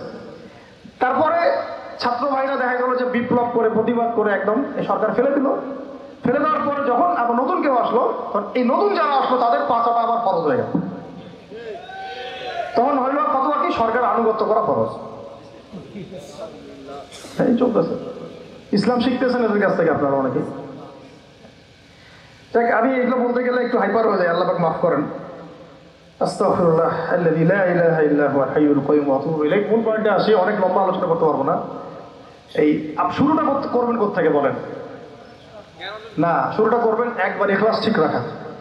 দিন কায়েম করবো সিরাতের পদ্ধতিতে, অন্য কোনো পদ্ধতি আছে? আব্রাহাম লিঙ্কনের পদ্ধতি চলবে? কার্ল মার্কসের পদ্ধতি চলবে? ওই চীনের মাও সেতুংয়ের পদ্ধতি চলবে? ওই ইতালির মুসলিনির পদ্ধতি চলবে? কার পদ্ধতিতে দিন কায়েম করবো? একমাত্র মুহাম্মদ রাসূলুল্লাহ সাল্লাল্লাহু আলাইহি ওয়াসাল্লামের শেখানো সিরাতের সুন্নতেই আগাতে হবে। এখন আগাতে গিয়ে প্রথম কাজ আপনার আমার কি? ইখলাস ঠিক রাখা, রিজিক হালাল করা, নবীর তরিকা ফলো করা, তারপরে দিনের ইলম অর্জন করা। একা একা ইলম অর্জন করবেন? উলামায়ে কেরাম খুঁজে বের করবেন। উলামায়ে কেরাম সব জায়গাতেই আছে, আলহামদুলিল্লাহ, এটা আমাদের সৌভাগ্য। আর আপনি দেখবেন যে কারা নিজেদেরকে জাহির করে না, মুহাক্কিক উলামায়ে কেরাম নিজেকে জাহির করেন না। হকপন্থী উলামায়ে কেরাম যারা, তারা নিজেদেরকে এভাবে জাহির করেন না, ইজহার করেন না যে আমি এত বড় পণ্ডিত, আসো আমার কাছে, এইভাবে তারা কথা বলেন না। তা বরং তারা নিজেদেরকে আড়াল করে চলেন, তারা বিনয়ী হন। এবং আপনারা দেখবেন না যে আহলে ফেসবুক ও জামায়াতের মধ্যে কার পপুলারিটি বেশি, এইটা দেখতে যাবেন না। আপনারা দেখতে যাবেন বড় বড় উলামায়ে কেরাম কার পিছনে ছোটেন। মুহাক্কিক আলেম খুঁজবেন কিভাবে? আপনি দেখবেন না যে অমুক ভাই তমুক ভাই, আমাদের এই ভাইরা কার পিছনে ছোটে, বরং আপনি দেখবেন যে হ্যাঁ, বড় বড় উলামায়ে কেরামগণ কার পিছনে ছোটেন। এবং সেই মূল উৎস থেকে জ্ঞান অর্জন করার চেষ্টা করবেন, ইনশাআল্লাহ তৌফিক দান করেন, আমিন। এটা ছাড়া আপনারা জ্ঞান অর্জন হবে না, এবং জ্ঞানের সাথে যে আদব সেটাও শিখতে পারবেন না। আদবের সাথে তাআল্লুক হচ্ছে তাসাউফের, সেটাও শিখতে পারবেন না। এবং তাজকিয়া, এই তাজকিয়া অর্জন হবে না। আল্লাহ পাক আমাদেরকে তাজকিয়া অর্জন করে তৌফিক দান করেন। ইলম শিখবো, তারপরে কাজ হচ্ছে আমাদের আমল বাড়িয়ে দেওয়া। আল্লাহ নবী সাল্লাল্লাহু আলাইহি ওয়াসাল্লাম সাহাবায়ে কেরামকে শুধু জ্ঞান শিখতেন নাকি আমলও করতেন? সবচেয়ে বেশি পরহেজগার ব্যক্তি কে এই উম্মতের মধ্যে বলেন? আমাদের নবী সাল্লাল্লাহু আলাইহি ওয়াসাল্লাম। হ্যাঁ, তিনি তো অবশ্যই। তারপরে আবু বকর রাদিয়াল্লাহু আনহু, ওমর ইবনে খাত্তাব, আলী ইবনে আবি তালিব, উসমান ইবনে আফফান রাদিয়াল্লাহু আনহু আজমাইন, প্রত্যেক সাহাবী। তো সাহাবীদের আমল একটু দেখেন, সারাদিন রাত তারা কেমন কি করতেন, কিভাবে কাটাতেন। আমরা আমাদের দিনের একটা বড় অংশ অপচয় করে নষ্ট করি। তারা সময় নষ্ট করতেন না, বরং তারা প্রত্যেকটা সময়কে কাজে লাগাতেন। প্রত্যেক দিন একদিন ওই হাদিসটা আপনারা তো জানেন। একদিন নবী সাল্লাল্লাহু আলাইহি ওয়াসাল্লাম বললেন, আজকে জামাতের সাথে নামাজগুলো পড়েছে কে? আবু বকর রাদিয়াল্লাহু আনহু হাত তুললেন, আমি পড়েছি। আজকে সদকা করেছে কে? আমি। আজকে সওম রেখেছে কে? আমি। আজকে জানাজায় শরীক হয়েছে কে? আমি। এরকম অনেকগুলো আমলের কথা নবীজি বললেন, সবগুলোই দেখা গেল আবু বকর রাদিয়াল্লাহু আনহু করেছেন। সুবহানাল্লাহ, একদিনের সব আমল। এভাবে তারা দিন কাটাতেন, আপনি আর আমি যদি জুমার দিনে মসজিদে আসি তাহলে তো সমস্যা ভাই, আমাদের দ্বারা তো হবে না। আল্লাহ পাক আমাদেরকে যেন ইসলাহ করার তৌফিক দান করেন, আমিন। আমল বাড়িয়ে দেওয়া। এবার দেখেন, এবার এই জায়গাটুকু বুঝেন, নবী সাল্লাল্লাহু আলাইহি ওয়াসাল্লাম দাওয়াতের কাজ শুরু করে প্রথমেই প্রকাশ্যে দাওয়াত কিন্তু দেন নাই। প্রথমে তিনি 3 বছর, কত বছর? তিনটা বছর তিনি গোপনে দাওয়াত দিয়েছেন। কত বছর? 3 বছর গোপনে দাওয়াত দিয়েছেন। এখন এই গোপনে দাওয়াত দেওয়ার পরিবেশ আমাদের এখানে দরকার নাই। কেন নাই? কারণ আমাদের এখানে স্পষ্ট দাওয়াত হয়ে গেছে না? এখন তো আমাদের এখানে মক্কার মতো অবস্থা না যে আবার প্রথম 3 বছর গোপনে দাওয়াত দিতে হবে কি? এখন আরো বরং প্রকাশ্যে দাওয়াত দিতে হবে। আলহামদুলিল্লাহ। এই যে বলছিলাম যে এটা আল্লাহ পাকের রহমত যে আমরা এই সময়টা পেয়েছি, এখানে কারো কিন্তু ব্যক্তিগত কোনো ক্রেডিট নেওয়ার সুযোগ নাই। এই যে এখন দাওয়াতের একটা উত্তম প্ল্যাটফর্ম পাওয়া যাচ্ছে, ক্ষেত্র পাওয়া যাচ্ছে, খোলাভাবে কথা বলা যাচ্ছে, এটা কারো রহমত। এটাকে কাজে লাগিয়ে আরো 5 বছর 10 বছর আমাদেরকে দাওয়াত দিতে হবে ইনশাআল্লাহ। কিসের দাওয়াত? দিন কায়েমের দাওয়াত। কিসের দাওয়াত? ইসলাম ব্যক্তি জীবনে আছে, ইসলামকে এখন নিয়ে যেতে হবে সমাজে, ইসলামকে নিয়ে যেতে হবে অর্থনীতিতে, ইসলামকে নিতে হবে রাজনীতির মধ্যে। ইসলাম যখন সমাজে, অর্থনীতিতে, সংস্কৃতিতে, শিক্ষানীতিতে এবং রাজনৈতিক ক্ষেত্রে যাবে, তখন আমরা ইনশাআল্লাহ চূড়ান্ত বিজয় লাভ করবো ইনশাআল্লাহ। এখন যদি পার্শ্ববর্তী শত্রু রাষ্ট্রগুলো আমাদেরকে আক্রমণ করে, আপনি তো ব্যক্তিগতভাবে জিহাদের ঘোষণা দিতে পারবো না, পারবেন? কিন্তু এখন যদি আপনার হাতে রাজনৈতিক ক্ষমতা থাকতো, তাহলে আমরা দেখাই দিতাম যে একজন সাইফুরকে মারলে কতজনের লাশ পড়ে। একজন ফেলানিকে যদি কাঁটাতারে ঝুলাই দেওয়া হয়, ওরকম 10টা বিএসএফ কে মারার ক্ষমতা আমাদের আছে। এই শক্তি সামর্থ্য আমাদের ভাইদের আছে। আমাদের দাওয়াতের কাজ শুধু আমভাবে জনগণের মধ্যে করলে হবে না, পুলিশের মধ্যে দাওয়াতের কাজ করতে হবে, র্যাবের মধ্যে দাওয়াতের কাজ করতে হবে, আমাদের আনসারদের মধ্যে দাওয়াতের কাজ করতে হবে, বিজিবির ভাইদেরকে প্রশিক্ষিত করতে হবে। সবচেয়ে বড় কথা, আমাদের সেনাবাহিনীকে, বিমান বাহিনীকে শক্তিশালী করতে হবে। অত্যাধুনিক অস্ত্র তাদের হাতে থাকতে হবে এবং তাদের মধ্যে সবকিছুই আছে মাশাআল্লাহ। পটেনশিয়াল আছে, প্রতিভা আছে, শারীরিক শক্তি আছে, ট্রেনিং আছে। ইমানটাকে মজবুত করতে হবে, তাদেরকে ইমানের দাস দেওয়া লাগবে। আপনারা যারা শুনবেন, এগুলো লেকচার অনলাইনে গেলে শুনবেন তারা ইনশাআল্লাহ। শুধুমাত্র জাতিসংঘের একটা মিশনকে জীবনের লক্ষ্য বানাবেন না আপনারা। জাতিসংঘের একটা মিশনে যাওয়া আপনার জীবনের লক্ষ্য না। আপনাকে যদি আল্লাহ পাক প্রশাসনিক দায়িত্ব দিয়ে থাকেন, আল্লাহর জন্য শহীদ হওয়াটা আপনার জীবনের সবচেয়ে বড় সৌভাগ্য। এইদিকে আমরা তো তাদেরকে এখন হাঁটাতে পারছি না, কারণ ওই ক্ষমতা আপনার আমার হাতে নাই। ইসলামকে ওই রাজনৈতিক জায়গায় নিতে হলে সিরাতের সুন্নতে আগাতে হবে। আল্লাহ পাক তৌফিক দান করুন। এবার প্রকাশ্যে দাওয়াত শুরু হলো 4 নম্বর বছর থেকে 10ম বছর পর্যন্ত। এই প্রকাশ্যে দাওয়াত যখন শুরু হয়েছে, তখনই ব্যাপক নির্যাতন শুরু হয়েছে, ব্যাপক নির্যাতন। এই অবস্থানটা আমরা পার করেছি বিগত সময়গুলোতে, এখনো পার করছি, তাই না? এই অবস্থাটা কিন্তু আমরা আগেও পার করেছি, এখনো পার করছি। যারাই প্রকাশ্যে পরিপূর্ণ ইসলামের কথা বলছেন বা বলেছেন, কোনো না কোনোভাবে তারা হ্যারাসমেন্টের শিকার হয়েছে, কোনো না কোনোভাবে, ফিজিক্যালি অথবা মেন্টালি অথবা রাজনৈতিকভাবে অথবা মামলা মোকদ্দমা অথবা গুম অথবা একেবারে ক্রসফায়ার অথবা দেশ ত্যাগ, কিছু না কিছু ওদের তাকদিরে নসিব হয়েছেই, তাই না? আর যারা সুরে সুর মিলিয়ে কথা বলেছে তারা পার পেয়ে গেছে। ওই যে বললাম আগেও তলাচাটা, এখনো তলাচাটা। ওটা হচ্ছে মানে তেল মারা মান হাজার, তৈলাক্ত মান হাজার। যেই থাকুক, এক্স থাকলেও আমি তেল মারবো, ওয়াই থাকলেও তেল মারবো, জেড থাকলেও তেল মারবো। কারণ তেল মারা আমার জন্য ফরজ এবং তৈলাক্তদের আনুগত্য করা আমার জন্য ফরজ। ওদের বিরুদ্ধে কথা বললে আপনি আবার হয়ে যাবেন খারেজি। কিন্তু সার্জিসদেরকে আবার তারা কিন্তু খারেজি বলে নেই, এটা একটা ব্যাপার আছে। সার্জিস হাসনাদেরকে কিন্তু তারা ওইসব ওলামায়ে কেরাম আমার কি বলে নাই, খারেজি বলে নাই। কিন্তু অস্ত্র হাতে নিয়ে ওরা কিন্তু পুলিশ পিটাইছে, কথা বুঝতে পারছেন? এই কাজটা যদি কোনো মাদ্রাসা ছেলে করতো, তাহলে আল্লাহর কসম করে বলতেছে পুরো দুনিয়াতে এরা রটাই দিত যে আমরা জঙ্গি। এই পয়েন্টটা ভালো করে বুঝেন, এই পয়েন্টটা ভালো করে বুঝেন। যদি এই আন্দোলনটা শুধুমাত্র দাড়ি টুপিওয়ালা মানুষরা করতো, তাহলে সারা মুসলিম বিশ্ব না, সারা দুনিয়াতে এর রটাই দাও মিডিয়া দিয়ে যে বাংলাদেশের মুসলমানরা উগ্র, জঙ্গি এবং সন্ত্রাসী। রটাইতো না? দেশ সাথে রটাইতো। কিন্তু যখন গণতন্ত্রপন্থীরা গণতান্ত্রিক পদ্ধতিতে এই কাজটা করছে, তখন এটা জায়েজ হয়ে গেছে। একই জিনিস, একদল গেল, একদল গিয়ে গুলি করা শুরু করলো মাজলুমদের উপরে। তারপরে মাজলুমরা আর থাকতে না পারে অস্ত্র হাতে নিয়েই ফেললো। লাঠি সেটাও তো অস্ত্র নাকি? এবং তাদের একজন তো বলেছিল, আমাদের পরবর্তী প্ল্যান ছিল যদি তারা স্কিপ না করতো আমরা সশস্ত্র অবস্থান নিতাম। বলেছে কিন্তু মিডিয়াতে একজন বলেছে না, বলেছে। যাই হোক, এদিকে যখন জালেম আক্রমণ করেছে, তখন মাজলুম তো প্রতিবাদ করেছে, করে নাই? এই আক্রমণের প্রতিবাদের রাস্তায় কিন্তু বহু মানুষ মারা গেছে। জালেমদেরও মরেছে, মাজলুমদেরও মরেছে। কেন পুলিশ ভাইদেরকে কি মারা হয় নাই? কারণ তারা জালেমের পক্ষ নিয়েছিল। সে কি অমুসলিম ছিল না মুসলিম? ও মুসলিম ছিল, কিন্তু কালিমা পড়া মুসলিম, তাই না? সেও কালিমা পড়া মুসলিম, জালেমের পক্ষ নিয়েছে। আর এদিকে আমাদের মাজলুম ভাই, যাদের উপর গুলি চালানো হয়েছে। এখন মজলুম ভাইরা শেষমেশ লাঠিসোঁটা হাতে নিতে বাধ্য হয়েছে। এবার কনফ্লিক্ট হলো, জালেমও মরলো কিছু, মজলুম তো মারা গেছে। এখন এই কনফ্লিক্টে কিন্তু আমাদের ইসলামিক স্কলারশিপ অব ইসলামের কিছু কিছু ব্যক্তি তারা কিন্তু এখানে মাজলুমদের কাউকে কিন্তু খারেজি বলে নাই, বলেছে? মাজলুমদের কাউকে কিন্তু তারা সন্ত্রাসী, জঙ্গি সব শব্দ ইউজ করে নাই। কিন্তু এটা যদি দাঁড়িয়ে টুপিওয়ালা কোনো মানুষ করতো তাহলে খবর ছিল। অতএব এই শুভঙ্করের ফাঁকিগুলো বোঝার চেষ্টা করবে। এইভাবে আমাদেরকে ধোকায় ফেলা হচ্ছে, এইভাবে পুরো জাতির তরুণ প্রজন্মের জিহাদি জজবা ধ্বংস করে দেওয়া হয়েছে। এইসব থিওরি, এইসব তত্ত্ব দিয়ে, এইসব ফতোয়াবাজি করে পুরা 16 কোটি মানুষের জিহাদি জজবাটাকে নষ্ট করে দেওয়া হয়েছে। অন্যায়ের প্রতিবাদ করলেই আপনাকে জঙ্গি বলে দেওয়া হবে, অন্যায়ের বিরুদ্ধে কথা বললেই আপনার উপরে এইসব চলে আসবে। অথচ গণতান্ত্রিক পদ্ধতিতে যখন তারা লড়াই করছে, এটা তখন জায়েজ হয়ে যাচ্ছে। তখন 100টা মূল্যও জায়েজ, 1000 মূল্যেও সুবহানাল্লাহ। আর এখানে সাইফুর রহমানকে মারা হয়েছে, দুই একজন ভাই যদি একটু কড়া গলায় কথা বলে, বাকিরা বলছে এত গলা বড় করার দরকার নেই, আস্তে করে কথা বলেন, অপেক্ষা করেন।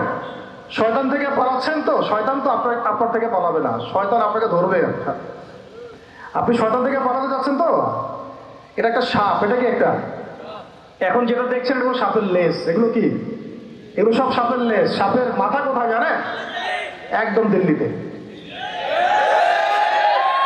সাপের মাথা কোথায়? এখন এই সাপের লেজ নিয়ে আপনার এত ভয়, মাথা আসলে যে কি করবেন আল্লাহই ভালো জানে। কথা হচ্ছে যে এই সাপের লেজ আপনি কাটবেন কিভাবে? কাটতে হলে একটা অস্ত্র লাগবে, সেই হাতিয়ার, সেই তরবারের নামই হচ্ছে ইসলাম, সেই তরবারের নামই সিরাত। এর বাইরে কোনো তরবার নাই। আজকে যদি লেজ কাটতে পারেন, কাল মাথাও কাটতে পারবেন ইনশাআল্লাহ। এখন যদি লেজের কাছে হেরে যান, মাথা কাটতে পারবেন না।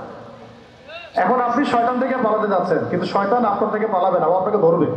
আজকে 10, কালকে 20, যদি কালকে আল্লাহ না করে 100 হয়, তখন দেখবো আপনাদের বিবৃতি কেমন হয়। আপনারা কোন ভাষায় কথা বলেন সেটা দেখার অপেক্ষা আছি আমি। উপযুক্ত শাস্তি নিশ্চিত না করা হলে এগুলো লাই পাবে না, বেশাক লাই পাবে। এবং শাস্তি কি উপযুক্ত নিশ্চিত করা হয়েছে কিনা এখন পর্যন্ত আমরা দেখি নাই কিছু। ফরিদপুরের ঘটনা তো দেখিনি আমরা কিছু, এর আগের ঘটনাগুলো তো আমরা কিছু দেখি নাই। অতএব আমরা এই জায়গায় অনেক বেশি কনসিয়াস যে আপনারা আগে এক নৌকায় পা রেখেছিলেন, এখন আবার 2 নৌকায় পা রাখলেন কিনা। আগে তো পা রেখেছিলেন শুধুমাত্র এক নৌকায়, ভারতীয় নৌকায় আর কি।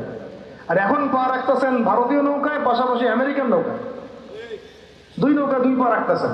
যখন 2 নৌকায় 2 পা থাকবে, তখন কিন্তু ডোবা আরো বেশি সহজ হয়ে যাবে।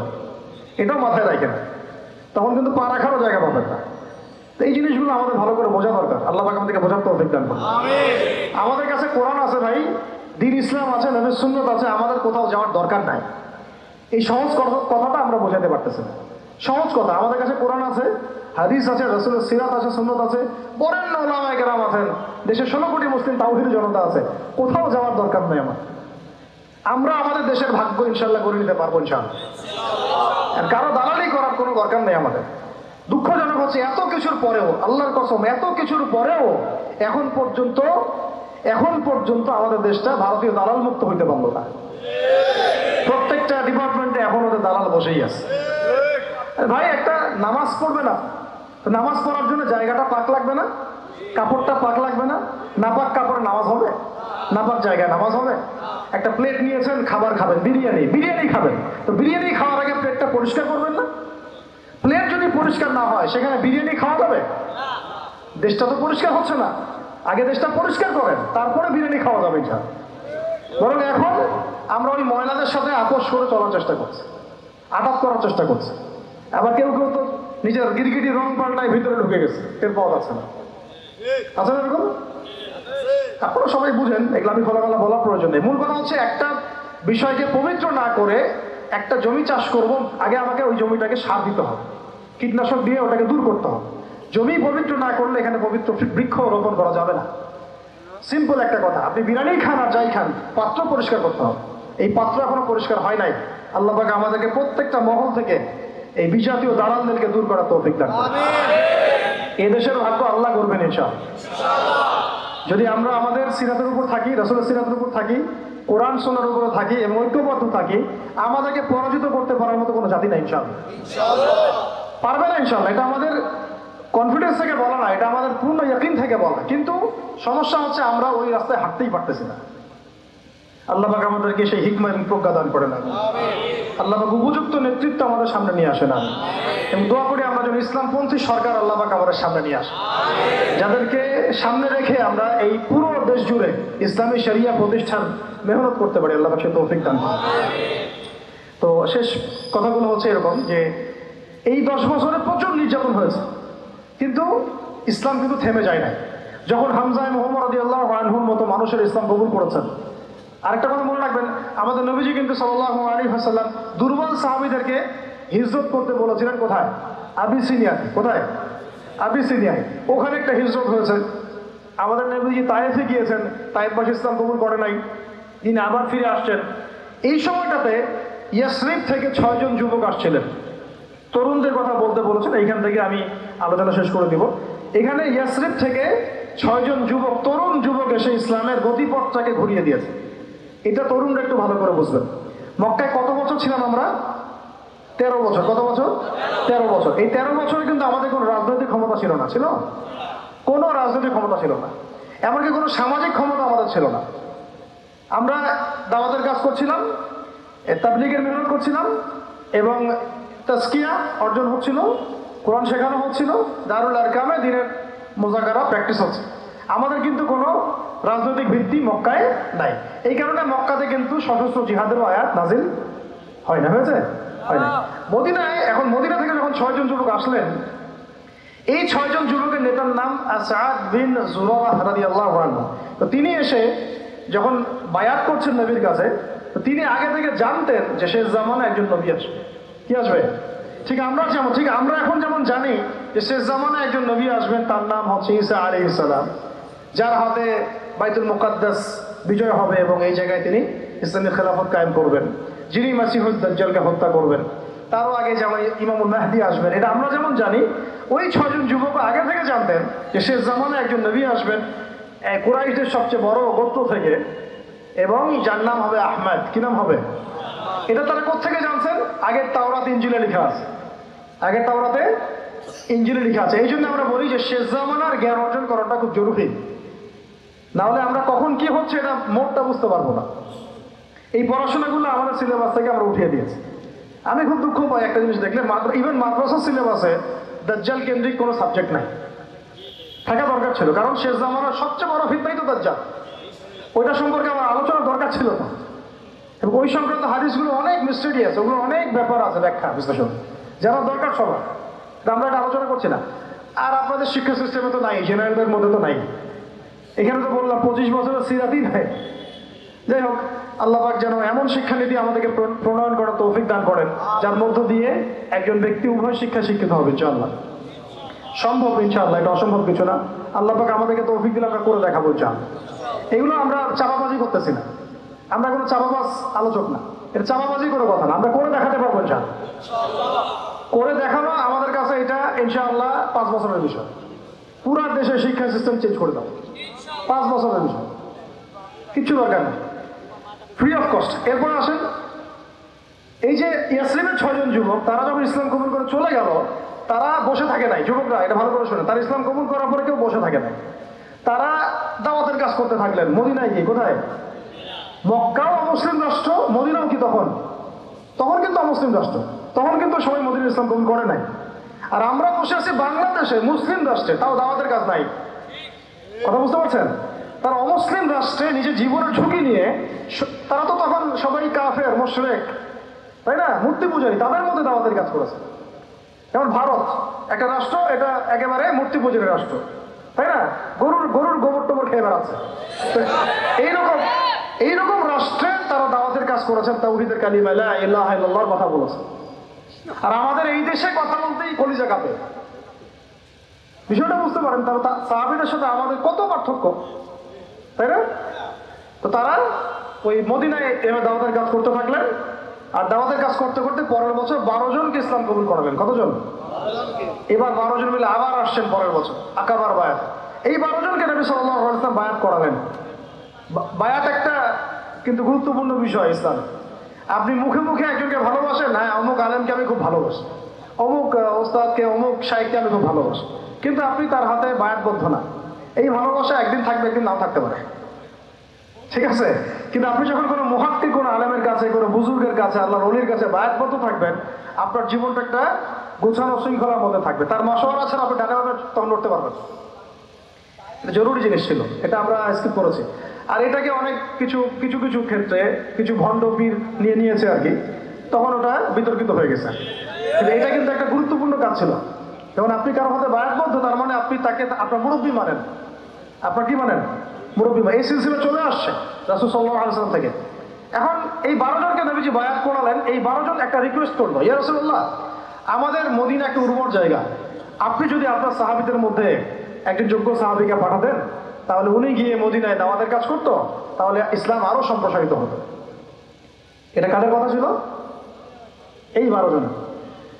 তো এবার নবী সাল্লাল্লাহু আলাইহি ওয়াসাল্লাম, সুবহানাল্লাহ, আবু বকর রাদিয়াল্লাহু আনহুকে না, উমর রাদিয়াল্লাহু আনহুকেও না, হামজা রাদিয়াল্লাহু আনহুকেও না, হ্যাঁ, আর কে? আব্দুর রহমান বিন আওফ রাদিয়াল্লাহু আনহুকেও না।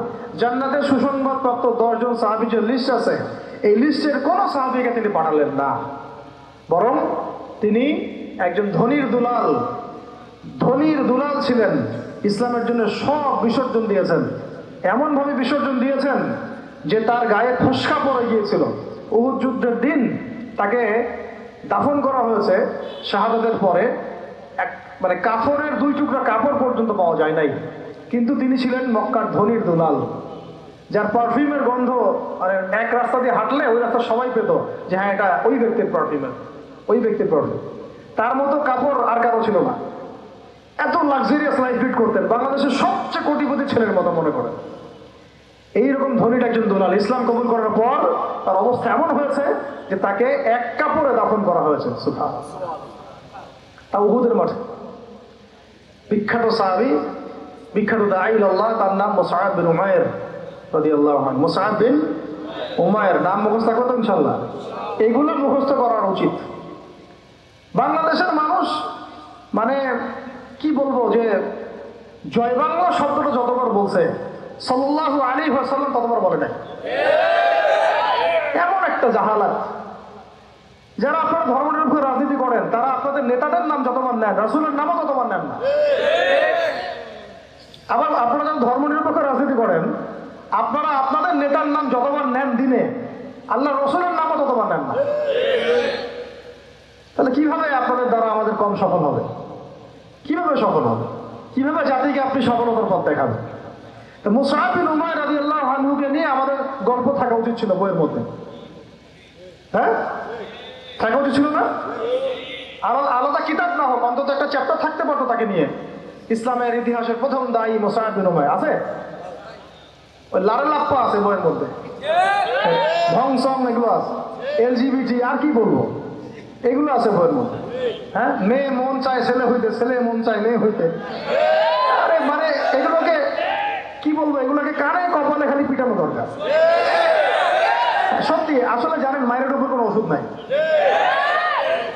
আমার তো মন চায় এগুলোকে ঢুকাই আমরা আয়না ঘরে, আমাদের আয়না ঘরে ঢুকাই। এগুলো কি শিক্ষা?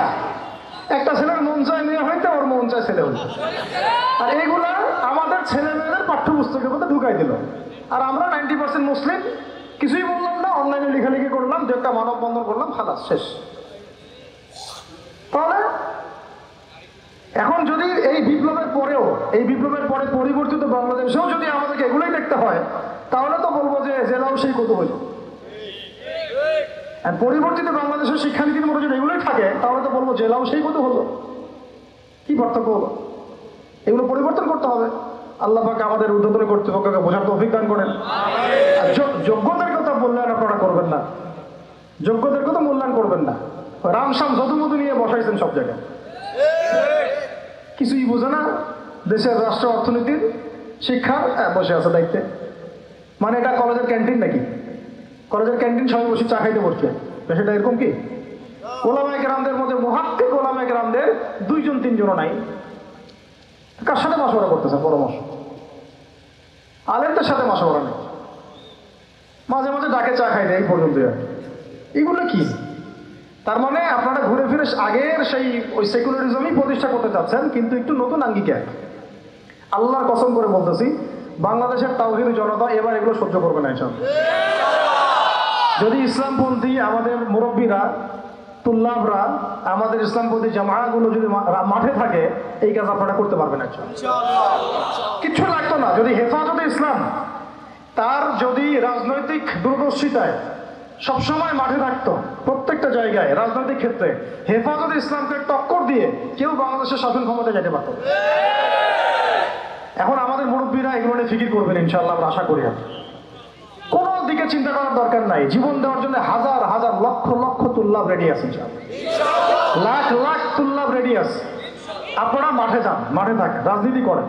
ওয়াজ মাহফিলের প্যান্ডেল বাদ দিয়ে আপনারা এবার রাজনীতির মঞ্চে যান ইনশাআল্লাহ।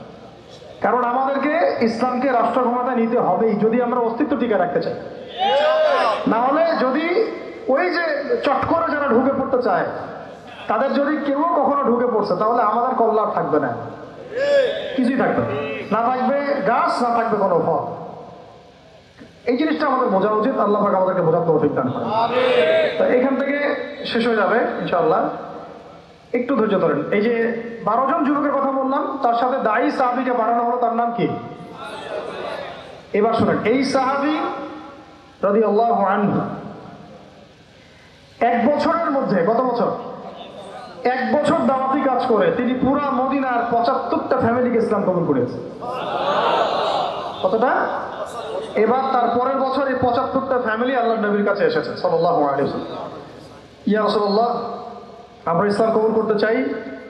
আমরা জানি মক্কাতে আপনি নির্যাতিত, আপনার সাহাবীরা নিপীড়িত, আপনি আপনার সাহাবীদেরকে নিয়ে আমাদের মদিনা চলে আসুন। নবীজি সাল্লাল্লাহু আলাইহি ওয়াসাল্লাম বায়াত করালেন কয়েকটা বিষয়ে। আল্লাহর সাথে কাউকে শরীক করবে না, চুরি করবে না, জেনা করবে না, একে অপরকে মিথ্যা অপবাদ দিবে না, সৎ কাজে আদেশ করবে, অসৎ কাজে নিষেধ করবে, আমার আনুগত্য করবে, সুখে দুঃখে আমার আনুগত্য করবে, সচ্ছল অসচ্ছল উভয় অবস্থায় আল্লাহর পথে দান করবে। ঠিক আছে, আমি যদি মদিনায় যাই বা যখন যাব তখন আমাকে আর আমার সাহাবীদেরকে এমনভাবে তোমরা প্রোটেক্ট করবা যেভাবে তোমরা তোমাদের স্ত্রী সন্তানকে করো। তোমরা কি রাজি আছো? একজন সাহাবী বলছেন যে ইয়া রাসূলুল্লাহ, ফামা লানা ইযা ফাআলনা যালিক, আমরা যদি এটা করি তাহলে কি পাবো? নবীজি বলছেন আল জান্নাহ, জান্নাত পাবে। কিভাবে? জান্নাত পাবে। তখন আয়াত নাযিল হয়েছে, ওই যে সূরা তাওবার 111 নম্বর আয়াতটা, ইন্নাল্লাহা আশতারা মিনাল মুমিনিনা আনফুসাহুম বিআন্না লাহুমুল জান্নাহ। ওই যে আয়াতটা, ইয়াকাতিলুনা ফি সাবিলিল্লাহি ফায়াকতুলুনা ওয়া ইউকতালুন। এই যে পুরো আয়াতটা নাযিল হয়েছে কিন্তু এখানে। এখন এবার হিজরত হলো। এবার একটু বুঝেন ভালো করে, মোবাইলটাতে মনোযোগ দিয়েন না। এক কথা বারবার বলতে কিন্তু ভালো লাগে না আমার। এরপর যদি বের হয় এখানে নিয়ে আসবো স্টেজে, আইনা এখান থেকে কোরআন তেলাওয়াত করতে বলবো সবার সামনে। কথা বুঝতে পারছেন? এবার তারা যখন গেল, মানে সাহাবীরা, যে আপনি আমার আলোচনা কিন্তু মনোযোগটা নষ্ট করে ফেলছেন এই কাজটা। আউযু বিল্লাহি মিনাশ শাইতানির রাজিম। এবার এই যে 75টা ফ্যামিলি এখন চলে গেল মদিনায়। কোথায়? এই জায়গাটা বুঝেন, এই জায়গাটা আমরা এখন আসতে পারি নাই। বাঙালি জাতিকে এখন এই জায়গায় যাইতে হবে, পুরো নেশনটাকে এখন কোথায় যেতে হবে? এই মদিনা রাষ্ট্রে যেতে হবে। আমরা এখনো মদিনা রাষ্ট্রে যেতে পারি নাই। এবার আমরা 75টা ফ্যামিলি চলে গেলাম মদিনায়। মক্কায় আমাদের কেউ নাই, গুটি কয়েক মানুষ আছেন যারা যেতে পারেন নাই, মাযুর। বেশিরভাগ চলে গেছেন কোথায়? মদিনায়। আর কিছু আছেন আবিসিনিয়ায়, কিছু আছেন কোথায়? আবিসিনিয়ায়, কিছু আছেন মদিনায়। এই হলো মদিনায় হিজরত। হিজরত করার পরে মসজিদ নির্মাণ করা হয়েছে। কি নির্মাণ করা হয়েছে? মসজিদ। মসজিদটা একটা পার্লামেন্টের মতো ছিল, শুধু নামাজ রোজার জায়গা না, একটা পার্লামেন্টের মতো, একটা সংসদের মতো। এখান থেকে ডিসিশন পলিসিগুলো মেকিং হতো। তারপরে আনসার যারা ছিলেন সেখানে সাহায্যকারী, তারা হলেন আনসার। আর যারা হিজরত করে গেলেন তারা হলেন মুহাজির। নবীজি আনসার আর মুহাজিরদের মধ্যে ভ্রাতৃত্বের বন্ধন স্থাপন করলেন। এই যে আমাদের দরকার এখন ঐক্যের প্ল্যাটফর্ম। কি দরকার? ঐক্যের প্ল্যাটফর্ম। তাদের সেখানে তারা ভূখণ্ড পেলেন, রাষ্ট্র ক্ষমতা পেলেন, ভ্রাতৃত্বের বন্ধন হলো, পার্লামেন্টের মতো মসজিদ হয়ে গেল। এবং ওখানে ইহুদিরা ছিল, আরো কিছু মুশরিকরা ছিল, তাদের সাথে মদিনা সনদ বা একটা চুক্তি হলো, এটা একটা কনস্টিটিউশন, সংবিধান হলো। এই জায়গায় আমরা এখনো যেতে পারি না। বুঝতে পারছি? আমাদের সেরকম আলাদা কোনো স্বতন্ত্র ইসলামিক কান্ট্রি নাই, আমাদের সেরকম ইসলামিক কোনো কনস্টিটিউশন নাই, ইসলামিক আমাদের মধ্যে ইভেন ভ্রাতৃত্বের বন্ধনও নাই। ওই রকম কোনো একজন আমির এবং একটা জামাআহ আমাদের মধ্যে এখন নাই। এখন আমরা মদিনা রাষ্ট্র কায়েম করতে পারি নাই। মদিনা রাষ্ট্র কি সেকুলার রাষ্ট্র ছিল? ধর্মনিরপেক্ষ রাষ্ট্র ছিল কি? মদিনা রাষ্ট্র কি জাতীয়তাবাদের আদলে গড়ে উঠেছে, বা কমিউনিজমের আদলে গড়ে উঠেছে, গণতন্ত্রের আদলে? মদিনা রাষ্ট্র গড়ে উঠেছে শরিয়ার আদলে, মানে কোরআন এবং সুন্নাহর বিধানের আদলে। ওখানে কি অন্য ধর্মের মানুষরা ছিল না? ছিল। তাদের সাথে কোনো কনফ্লিক্ট হয়েছে? তাদের অধিকার খর্ব করা হয়েছে? হ্যাঁ, তাদের সাথে জুলুম হয়েছে? না, বরং তাদের সাথে আমরা হৃদ্যতা মহব্বতের সম্পর্ক রেখে চলেছি, যতক্ষণ পর্যন্ত না তারা কোনো ফল্ট করেছে। যেমন বনু কুরাইজা ফল্ট করেছে, ওর সাথে যুদ্ধ হয়েছে, বের করে দিয়েছে। বনু নাজির ফল্ট করেছে, ওকে বের করে দেওয়া হয়েছে। বনু কাইনুকা ফল্ট করেছে, ওকে বের করে দেওয়া হয়েছে। যখন যে চুক্তি ভঙ্গ করেছে তখন তার সাথে আমরা আক্রমণাত্মক আচরণ করেছি, শাস্তিমূলক। কিন্তু যতক্ষণ পর্যন্ত ওরা চুক্তি ভঙ্গ করে নাই, আমরা সবাই মিলে একটা ঐক্য সংহতি রক্ষা করেই চলেছি। আমরা কি এখন ওইরকম কোনো রাষ্ট্র পেয়েছি? এখন আমাদের সামনে এইরকম একটা মদিনা রাষ্ট্র গড়ার ফিকির করতে হবে। এই জায়গায় যদি ইসলামকে আমরা নিতে না পারি বাংলার জমিনে, তাহলে না হবে মদিনা, আর না হবে সেখান থেকে কোনো মক্কা বিজয়। মক্কা বিজয় কি আগে হয়েছে? না আগে মদিনা রাষ্ট্র কায়েম হয়েছে? তো মদিনা রাষ্ট্র কায়েম করার আগেই আমাদের অনেক আমির সাহেব তারা আবার গণক্ষমা ঘোষণা করছেন। মন খারাপ করেন আপনারা আবার?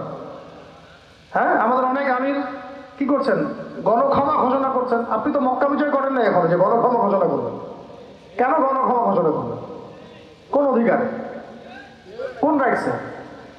তারা তো জুলুমের উপর জুলুম করেছে, জুলুমের উপর জুলুম, হত্যার উপর হত্যা, গুমের উপর গুম, খুনের উপর খুন, ক্রসফায়ারের উপর ক্রসফায়ার। আপনি কে গণক্ষমা করা? এটা তো জনগণ করবে। আপনাকে তো একা অথরিটি দেওয়া হয় নাই। আর আপনি তো মদিনা রাষ্ট্রের আমিরও নন, আর মক্কা বিজয়ের আমিরও নন। এই যে অতিরিক্ত ডিপ্লোমেসি আপনি করতে চান, আপনারা গণতান্ত্রিক রাজনীতি যারা করতে চান, আপনারা সিরাতের সুন্নত থেকে হারায় যান। সিরাতের সুন্নত না। আমাদের এখন যাইতে হবে মদিনা রাষ্ট্রে। তো মদিনা রাষ্ট্র কি এটা আগে বুঝবেন। একটা নির্দিষ্ট রাষ্ট্র যেটা আমাদের আছে, মাশাআল্লাহ আছে তো, বাংলাদেশ যদি ধরি আছে তো একটা রাষ্ট্র। লাগবে জনসংখ্যা আছে তো, লাগবে মুসলিম সংখ্যাগরিষ্ঠতা আছে তো, লাগবে মুসলিমদের মধ্যে ভ্রাতৃত্বের বন্ধন, এইটা হয়তো নাই। এটা আমাদের করতে হবে। যে ভ্রাতৃত্ব জায়গায় দুর্বলতা সেটা অচিরেই ঘুচিয়ে ফেলতে হবে। আল্লাহ পাক তৌফিক দান করেন। লাগবে ইসলামিক সংবিধান আছে? নাই। 50 বছর হয়েছে, তাহলে এখন সংবিধান সংস্কারের প্রশ্ন আসলে সবাইকে জবাব দিতে হবে, হ্যাঁ সংস্কার চাই, ইসলামিক সংবিধান চাই। বাস খালাস। ওইটা না হলে তো আপনার রাষ্ট্র ইসলামিক হবে না। ওইটা না হলে কি রাষ্ট্র ইসলামিক হবে? আমাদের আবেগ। কেউ লিখে দিল উপরে বিসমিল্লাহির রহমানির রহিম, মানব রচিত সংবিধানের উপরে লিখে দিল বিসমিল্লাহির রহমানির রহিম। বাঙালি তো একদম আবেগে মাতোয়ারা। আরে বাপরে বাপ, আমাদের তো সংবিধানে বিসমিল্লাহ আছে। বিসমিল্লাহ বলে ভাই মদ খাইলে লাভটা কি? নিচে তো মদের লাইসেন্সের দেওয়ার কথাও আছে, নিচে তো ট্রান্সজেন্ডারও আছে, নিচে তো আরো অনেক কিছুই আছে, সমকামিতাও আসতেছে। তো বিসমিল্লাহ উপরে থাকলে আমার লাভ কি আর ক্ষতি কি? বিসমিল্লাহ উপরে থাকার পর যখন A to Z ইসলামিক থাকবে তখন বুঝবো হ্যাঁ এটা ইসলামিক কনস্টিটিউশন হয়েছে। আছে ওটা নাই? তাহলে এটা করতে হবে। তারপরে দেখবেন একজন আমাদের প্রেসিডেন্ট লাগবে, মুসলিম প্রেসিডেন্ট, যিনি ওমর রাদিয়াল্লাহু আনহুর মতো ইনসাফ আদালত কায়েম করবেন ইনশাআল্লাহ। এবং আমরা আনসার ও মুহাজিরদের মধ্যে ভ্রাতৃত্বের বন্ধনে থাকবো, আপোষের মধ্যে কোনো কোন্দলে যাব না, তাদের আনুগত্য করে চলবো ইনশাআল্লাহ। আছে এরকম কিছু হয়েছে? হয় নাই। এরপরে নবী সাল্লাল্লাহু আলাইহি ওয়াসাল্লাম সামরিক বাহিনী গঠন করেছেন, এটা আমাদের আছে মাশাআল্লাহ। খালি তাদেরকে ইমানি প্রশিক্ষণ দেওয়া দরকার। এরপরে নবী সাল্লাল্লাহু আলাইহি ওয়াসাল্লাম অর্থনৈতিক ভিত্তি শক্ত করেছেন। আমাদের দেশে অর্থনৈতিক ভিত্তি শক্ত করার সুযোগ নাই? অবশ্যই আছে, এবং আমরা এটা করতে পারবো ইনশাআল্লাহ। এরপরে নবী সাল্লাল্লাহু আলাইহি ওয়াসাল্লাম সীমান্ত সুরক্ষা করেছেন। সীমান্ত সুরক্ষার আমাদের বাহিনী নাই? করতে পারবো ইনশাআল্লাহ। এরপরে তিনি করেছেন অস্ত্র শস্ত্র তৈরি করেছেন দেশের মধ্যে, মদিনাতেই তৈরি করেছেন। বদর যুদ্ধ করতে যাওয়ার সময় কেউ অস্ত্র কোথায় পেয়েছেন? তারা কিনেছেন কারোর কাছ থেকে?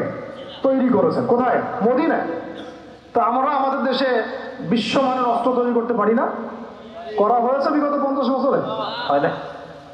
তারপরে সারিয়া অভিযান হয়েছে। প্রথমেই কিন্তু গাজওয়ায়ে বদর হয় নাই, প্রথমেই কিছু কিছু সারিয়া হয়েছে। টহল বাহিনী পাঠিয়েছেন নবী সাল্লাল্লাহু আলাইহি ওয়াসাল্লাম, দেখো ওইখানে কাফেলা আক্রমণ করো, ওইখানে কাফেলা আক্রমণ করো। এবার ইসলাম আর ডিফেন্সিভ চিন্তা করে নাই, বরং ইসলাম সেনাবাহিনী প্রেরণ করেছে বিভিন্ন জায়গায় যুদ্ধের জন্য। অনেকগুলো সারিয়া হয়েছে, প্রায় 8-10টা। তারপরে আবু সুফিয়ানের কাফেলাকে আক্রমণকে কেন্দ্র করে বদরের যুদ্ধ হয়েছে। যুদ্ধের ঘোষণা কে দিয়েছে? নবী সাল্লাল্লাহু আলাইহি ওয়াসাল্লাম নিজে দিয়েছে। সাহাবীরা যুদ্ধ করেছেন। রাষ্ট্রপ্রধান কি সিংহাসনে বসে বসে খালি আদেশ করেছিলেন, আর নিজেও মাঠে উপস্থিত ছিলেন? আদৌ দেখেছেন এমন কাউকে আমাদের প্রেক্ষাপটে? বরং এখনকার রাষ্ট্রপ্রধানরা নেতা কর্মীদেরকে লেলিয়ে দেয়, অবস্থা খারাপ দেখলে নিজে হেলিকপ্টারে পালিয়ে দেয়। নবী সাল্লাল্লাহু আলাইহি ওয়াসাল্লাম নিজে যুদ্ধের মাঠে গিয়ে যুদ্ধ করেছে। এটা ছিল তার সুন্নাত। একটা দুইটা, মিনিমাম কয়টা বলেন দেখি? 50-এর বেশি যুদ্ধ তিনি নিজে সশস্ত্র ভূমিকা দিয়ে করেছে। বাকি তো তিনি পাঠিয়েছেন মাশাআল্লাহ সাহাবীদেরকে। ইন টোটাল প্রায় 80-85-এর মতো সারিয়া হয়ে গেছে। যাই হোক, এই মদিনা রাষ্ট্রের আদলে আমরা কিন্তু কোনো রাষ্ট্র এখনো করতে পারি নাই। মদিনা রাষ্ট্র গড়ার পরে আস্তে আস্তে পররাষ্ট্রনীতি হয়েছে, বিভিন্ন গোত্রে গোত্রে দাওয়াত বাড়ানো হয়েছে। এরপরে আস্তে আস্তে মুসলিমদের রাষ্ট্রের আয়তন বাড়তে থাকছে, অর্থনীতি সমৃদ্ধ হতে রয়েছে। পাশাপাশি আমরা ওই হেরাক্লিয়াস, রোম সম্রাট হেরাক্লিয়াস, পারস্য, এইটা ওইটা পুরো বিশ্ব রাজনীতি তখন আমরা কাঁপায় ফেলছি। এক পর্যায়ে হুদাইবিয়ার সন্ধি হয়েছে। এই সন্ধির পরে আমরা ইহুদিদের সাথে যুদ্ধ করে খায়বার জয় করেছি। পরবর্তীতে তাবুক হয়েছে, মোতা হয়েছে, নবীর ইন্তেকাল পরে ইয়ারমুকও হয়েছে। এর মাঝখানে আপনার ওই চুক্তির যে দফাগুলো ছিল হুদাইবিয়ার, ওটা ভঙ্গ করার কারণে মক্কা আক্রমণ করা হয়েছে, মক্কা আমরা বিজয় করেছি। এটা সংক্ষেপে বললাম, ইনশাআল্লাহ কোনো একদিন আরো বিস্তারিত কথা হবে। মূল কথা হচ্ছে এই যে মদিনা রাষ্ট্র থেকে মক্কা বিজয় এই পর্যন্ত কিন্তু অনেক ঘটনা ঘটেছে। আবার বুঝেন, মদিনা রাষ্ট্র থেকে মক্কা বিজয় এইটুকুর মধ্যে কিন্তু আরো অনেক ঘটনা ঘটেছে। আর অনেকগুলো যুদ্ধ হয়েছে, জনসংখ্যা বেড়েছে, দেশের আয়তন বেড়েছে, পররাষ্ট্রনীতি অ্যাপ্লাই করা হয়েছে, হ্যাঁ, অর্থনীতি সমৃদ্ধ করা হয়েছে। তারপরে হুদাইবিয়ার কাছাকাছি উমরা করতে আসার সময় তারা বাধা দিল, আমরা সন্ধিতে গেলাম, তাই না? 10 বছর কেউ কারোর সাথে যুদ্ধ করবো না, তোমার কেউ আসলে আমি ফিরাই দেবো, আমাদের মুসলিমদের কেউ গেলে ফিরাই দিবে না, ঠিক আছে? এরকম কিছু চুক্তি ছিল হুদাইবিয়ার মধ্যে। তো চুক্তির ধারাগুলো ভঙ্গ করেছে কোরাইশরা যখন চুক্তির ধারা ভঙ্গ করেছে, ওই ধারার ভঙ্গকে কেন্দ্র করে মক্কা আক্রমণ করা হয়েছে, মক্কা বিজয় করা হয়েছে। এরপরে মক্কা, মদিনা, তায়েফ, তাবুক সমস্ত এলাকায়, এই পুরো এলাকাটায়, এটাকে আমরা বলি জাজিরাতুল আরব। কি বলি? শুধু মক্কায় না, পুরো মক্কা, মদিনা, হেজাজ, নজদ, জাজিরাতুল আরব পুরা, ইভেন ইয়েমেনের সীমান্ত পর্যন্ত, বাহরাইনের সীমান্ত পর্যন্ত পুরা জায়গাটায় নবী সাল্লাল্লাহু আলাইহি ওয়াসাল্লাম জীবিত থাকা অবস্থায় কি হচ্ছে? ইসলাম শুধু কি ব্যক্তি জীবনে প্রতিষ্ঠা হয়েছে, রাজনৈতিকভাবে প্রতিষ্ঠা লাভ করেছে। এই হলো সিরাতের সুন্নতের দিন কায়েমের একটা চূড়ান্ত বাস্তবতা, যা আমাদের নবী আমাদেরকে দেখিয়ে গিয়েছে সাল্লাল্লাহু আলাইহি ওয়াসাল্লাম। এখন কথা হচ্ছে যে মক্কা বিজয় তো অনেক দূরের কথা, ওটা তো অনেক পরের কথা। আমরা কি আমাদের রাষ্ট্রটাকে মদিনার আদলে সাজাতে পেরেছি কিনা? মদিনার আদলে রাষ্ট্রটাকে সাজাতে পেরেছি? এখন আগে সিরাতের আলোকে আমরা এই রাষ্ট্রটাকে মদিনা বানানোর চেষ্টা করি, আল্লাহ পাক তৌফিক দান করুন। তারপরে যখন মদিনা হবে ইনশাআল্লাহ তাআলা, মদিনা হলে পরে দেখবেন এটাকে কেন্দ্র করে আমরা আশেপাশের যে কন্টিনেন্টগুলো আছে এইগুলো একদিন জয় করবো ইনশাআল্লাহ। ওরা মানচিত্র পরিবর্তন করতে যাচ্ছে, মানচিত্র পরিবর্তন হবে ইনশাআল্লাহ, তবে ওদের হাতে না, আমাদের হাতে হবে ইনশাআল্লাহ। এটা কিন্তু গাল গল্প না, হাদিসে অনেক ইঙ্গিত আছে। আমি ওই হাদিসগুলো নিয়ে আজকে আলোচনা করতেছি না। হাদিসে এরকম অনেক ইঙ্গিতই আছে, ঠিক আছে? যে এখন আপনারা যে ওয়ার্ল্ড অর্ডারে যাচ্ছেন, এই ওয়ার্ল্ড অর্ডারে এই যুদ্ধ বিগ্রহ ছাড়া কোনো অপশন নাই। এইগুলো চলতে থাকবে। খোরাসান, ইয়েমেন, সিরিয়া, শাম, প্যালেস্টাইন সব জায়গা মুসলিমদের করতলগত হবে ইনশাআল্লাহ। ওই দিকেই বিশ্বের প্রেক্ষাপট আগাবেও। এটা স্কিপ করতে আপনারা আর পারবেন না, কেউ পারবে না।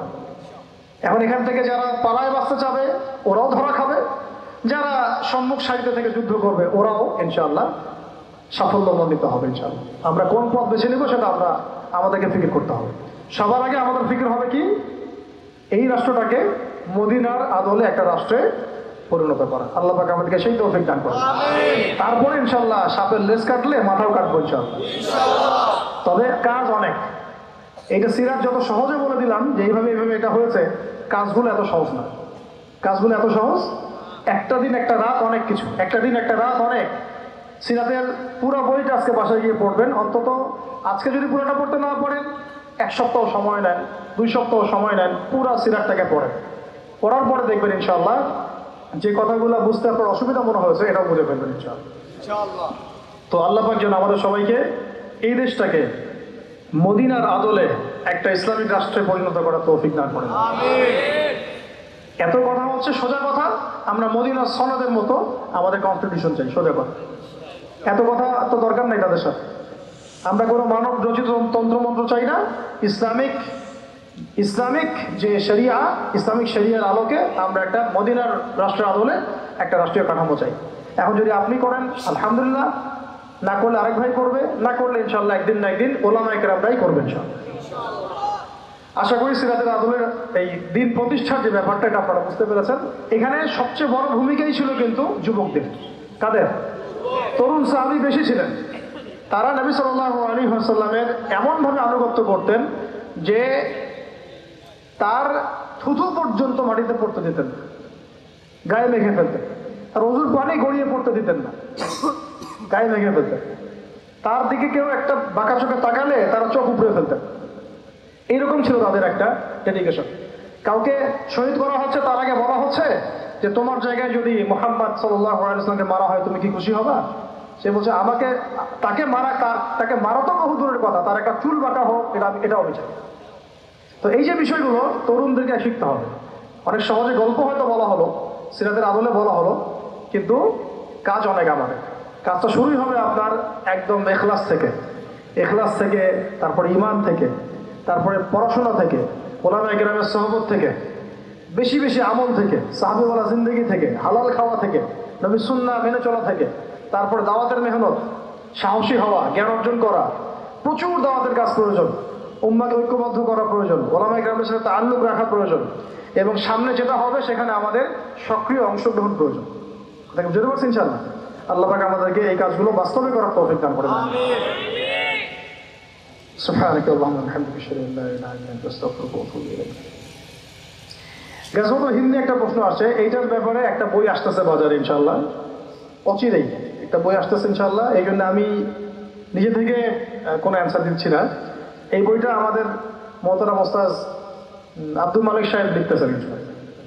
তো এই জন্য আমাদের এটা নিয়ে আসলে আলোচনা করার প্রয়োজন নাই, বই আসতে পড়ে নিয়ে যান, ঠিক আছে? এটা নিয়ে আমি নিজেও প্রশ্ন করেছি তাকে, অনেক দফায় তার সাথে আমার এগুলো কথা হয়েছে। তো এটা নিয়ে অনেকগুলো হাদিস আছে, তবে হাদিসগুলোর মধ্যে কিছু কিছু হাদিসের বিশুদ্ধতা নিয়ে ব্যাপক কথা আছে, ঠিক আছে? আবার সহিহ হাদিস আছে। এখন এটার যে আগে হয়ে গেছে না এখন হবে না ভবিষ্যতে হবে, এই বিষয়গুলো নিয়ে ওলামায়ে কেরামের একটা বিস্তারিত একটা মানে আর্টিকেলস আসবে সামনে। এটা পড়লে আমরা তখন আরো ভালো অ্যান্সার দিতে পারবো ইনশাআল্লাহ। আপাতত আমরা এটাকে স্কিপ করলাম। এখন গাজওয়াতুল হিন্দ হোক আর না হোক, কথাটা শুনেন, এই যুদ্ধের নাম গাজওয়াতুল হিন্দ হোক আর যাই হোক, XYZ যাই হোক, রামবাম আর ইসকন টিসকন যেগুলো দেখছেন এদের সাথে কনফ্লিক্ট যে মুসলিমদের হচ্ছে এটা নিশ্চিত, এটা নিশ্চিত। এই কনফ্লিক্ট আদর্শের হচ্ছে, কথার হচ্ছে, কাজের হচ্ছে, সংগঠনের হচ্ছে, এবং তারা তো অলরেডি মারা শুরুই করে দিয়েছে আমাদের, করেছিল শুরু। এখন বাকি আছে যে আমরা প্রতিবাদ করতেছি কিনা, আমরা প্রতিহত করছি কিনা। ওই জন্য শুরুতে অনেকগুলো কথা বললাম যে আমরা এখন ধৈর্য ধরছি, ঠিক আছে? এখন আমরা দেখবো শেষ পর্যন্ত যে আর কত মুসলিম ভাইয়ের লাশ পড়লে পরে আমাদের হোশ ঠিকানে আসে। আচ্ছা, এরপরে আমরা উপযুক্ত বিচার দাবি করব, এবং উপযুক্ত বিচারটা জনগণের সামনে করে দেখাতে হবে, তারপরে আমরা সন্তুষ্ট হব। তার আগ পর্যন্ত আমরা সন্তুষ্ট হচ্ছি না। আমাদের বর্তমান পরিস্থিতিতে করণীয় কি, এটা আলোচনা চলে আসছে। করণীয় হচ্ছে সিরাতের সুন্নতে আমল করতে থাকা, যেগুলো আমাদের পক্ষে সহজ এখন সেগুলো বেশি বেশি আমল করতে থাকা। পড়াশোনা করতে তো আপনাকে কেউ বাধা দিচ্ছে না, আপনার নিজের আমল করতে তো আপনাকে কেউ বাধা দিচ্ছে না, এগুলো করতে থাকেন। হালাল খান, পরিবার গড়েন, দ্রুত বিয়ে শাদী করেন, সন্তান সন্ততি নেন, এরপরে আপনার বাচ্চাকে মানুষ করেন, তারপরে কি বলবো, সৎ কাজে আদেশ করেন, অসৎ কাজে নিষেধ করেন, ওলামায়ে কেরামের সাথে জুড়ে থাকেন, এবং নিজেদের জানমাল দিয়ে দিনের জন্য মেহনত করেন। এগুলো করতে থাকেন ইনশাআল্লাহ। তথ্য সন্ত্রাস বন্ধে ইসলামিক চ্যানেল করার পরিকল্পনা আছে কিনা, এটা খুব ভালো উদ্যোগ হবে যদি কেউ করতে পারেন ইনশাআল্লাহ। আমার ব্যক্তিগত পরিকল্পনা আসলে এই বিষয়ে এখনো নাই, যেটা নাই সেটা তো হ্যাঁ বলে লাভ নাই। আসলে এই পরিকল্পনা এখন আমার কাছে নাই, বা এরকম কোনো সুযোগ এখন আমার সামনে নাই। তবে আল্লাহ পাক যদি তৌফিক দেন ইনশাল্লাহ করবো। তবে যারা করতে পারেন তারা এটাতে এগিয়ে যান ইনশাল্লাহ। ইসলামিক মিডিয়া আমাদের খুব বেশি দরকার। পার্বত্য চট্টগ্রাম ইসকন খ্রিস্টান মিশনারিদের কার্যক্রম চলছে। হ্যাঁ, এটা কার্যক্রমও যেমন চলছে, আমাদের ওলামা ইকরামদের মেহনতও চলছে, দুটোই চলছে মাশাআল্লাহ। এখন সমস্যা হচ্ছে যে সমস্যাটা হচ্ছে কি বিগত 15 থেকে 20 বছরে এগুলো খুব বেড়ে গেছে। আমরা বিভিন্ন জেলা সফর করে দেখেছি, বিগত 15 থেকে 20 বছরে, এই লাস্ট 15 বছরটাকে তারা এমনভাবে কাজে লাগিয়েছে যে একটা গ্রামের বেশিরভাগ মানুষ খ্রিস্টান হয়ে বসে আছে। এমনও গ্রাম আমরা দেখেছি উত্তরবঙ্গে, আমি উত্তরবঙ্গে গিয়েছি দেখেছি, একটা গ্রামের মধ্যে বেশিরভাগ মানুষ খ্রিস্টান হয়ে বসে আছে। আগে যেখানে মসজিদ ছিল এগুলো কমে গিয়ে গির্জা বানাইছে মানুষ। বহু কাদিয়ানি হয়ে গেছে উত্তরবঙ্গে, কয়েকটা জেলায়, রাজবাড়িতে সেদিন সফর করেছে, রাজবাড়িতে, তারপরে ব্রাহ্মণবাড়িয়ায়, তারপরে আপনার এই সাতক্ষীরায়, তারপরে সুন্দরবনের গভীর জঙ্গলে, তারপর উত্তরবঙ্গের জেলাগুলো পঞ্চগড়, স্পেশালি পঞ্চগড়ে, এই জায়গাগুলোতে এদের মতবাদগুলো খুব বেশি বেড়ে গেছে। এমন একটা জায়গায় চলে গেছে যে আসলে নিজেদেরকে ধিক্কার দেওয়া ছাড়া আমাদের কিছু করার নাই। বিগত 15 বছরে সামাজিক রাজনৈতিক এই ক্ষমতাগুলোকে ব্যবহার করে তারা সমাজের ভোলা ভালা মানুষগুলোকে এভাবে বেদিন করে ছাড়ছে। কি বলবেন? একদল তো মুহাম্মদ সাল্লাল্লাহু আলাইহি ওয়াসাল্লামকে গালি দিচ্ছে, আর একদল আল্লাহকে গালি দিচ্ছে। যারা কাদিয়ানি হচ্ছে এরা তো মুহাম্মদ সাল্লাল্লাহু আলাইহি ওয়াসাল্লামের নবুয়তকে অস্বীকার করছে। গালি দেওয়ার চেয়ে বড় পাপ, গালি দেওয়ার চেয়ে কি এটা বড় পাপ, নিজেকে নবী দাবি করা বরং, নাউযুবিল্লাহি মিন যালিক। আর একদল 3 খোদার ধর্মে চলে গেছে, ওটা তো আল্লাহকে গালি দেওয়া। কাকে গালি দেওয়া? প্রচুর বেড়ে গেছে। এখন আমরা কিভাবে এটাকে কমাবো, এটা নিয়ে আমাদের আলাদা ফিকির দরকার, আলাদা মেহনত দরকার। এখন কোন দিকে মেহনত করবেন আপনি? কাদেরকে থামাবেন? উগ্র হিন্দুত্ববাদীদেরকে থামাবেন, না মিশনারিদেরকে থামাবেন, না শুধু এনজিওকে থামাবেন, না কাদিয়ানিকে থামাবেন, না রাজনৈতিক এইসব মানে তাগুতদেরকে থামাবেন, নাকি ভিতরের দালালদেরকে থামাবেন, নাকি ঘরের শত্রু যারা বিভীষণ এদেরকে থামাবেন? কি করবেন? এই জন্য তো বলছি বিগত 50 বছরে আমাদের যা হওয়া উচিত ছিল সেগুলো নিয়ে আমরা এখন কথা বলতেছি কেবল, এগুলো আগেই হওয়া উচিত ছিল। এখন আমরা কিভাবে মুখ দেখাবো আল্লাহর কাছে? এখন কথা হচ্ছে ভাই, হতাশ হলেও চলবে না, আর সবাই তো একসাথে সব জায়গায় কাজও করতে পারবে না। তাই আমাদের ঐক্যবদ্ধ হয়ে ডিপার্টমেন্ট ভাগ করে কাজ আলাদা করা দরকার। ঐক্যবদ্ধ হয়ে ডিপার্টমেন্ট ভাগ করে করে কাজ আলাদা করা দরকার। একটা প্রতিষ্ঠান, একজন আলেম, একটা রাজনৈতিক দল, একটা ইসলামিক রাজনৈতিক দলের উপর আপনি সব দায়িত্ব চাপা দিতে পারবেন না। তো সবাইকে যার যার দায়িত্ব কাঁধে উঠাই নিতে হবে, তবেই এই সমস্যাগুলো সলভ হবে, আদারওয়াইজ হবে না। আল্লাহ পাক আমাদের সবাইকে যোগ্য হয়ে মাঠে নামার তৌফিক দান করেন। আপনারা যোগ্যতা অর্জন করেন, ব্যাপক যোগ্যতা অর্জন করেন। খালি বসে বসে সময় নষ্ট করবেন না, আর এত বেশি শোনারও দরকার নেই। বহুত শুনছেন ওয়াজ জীবন, এখন কাজ করেন।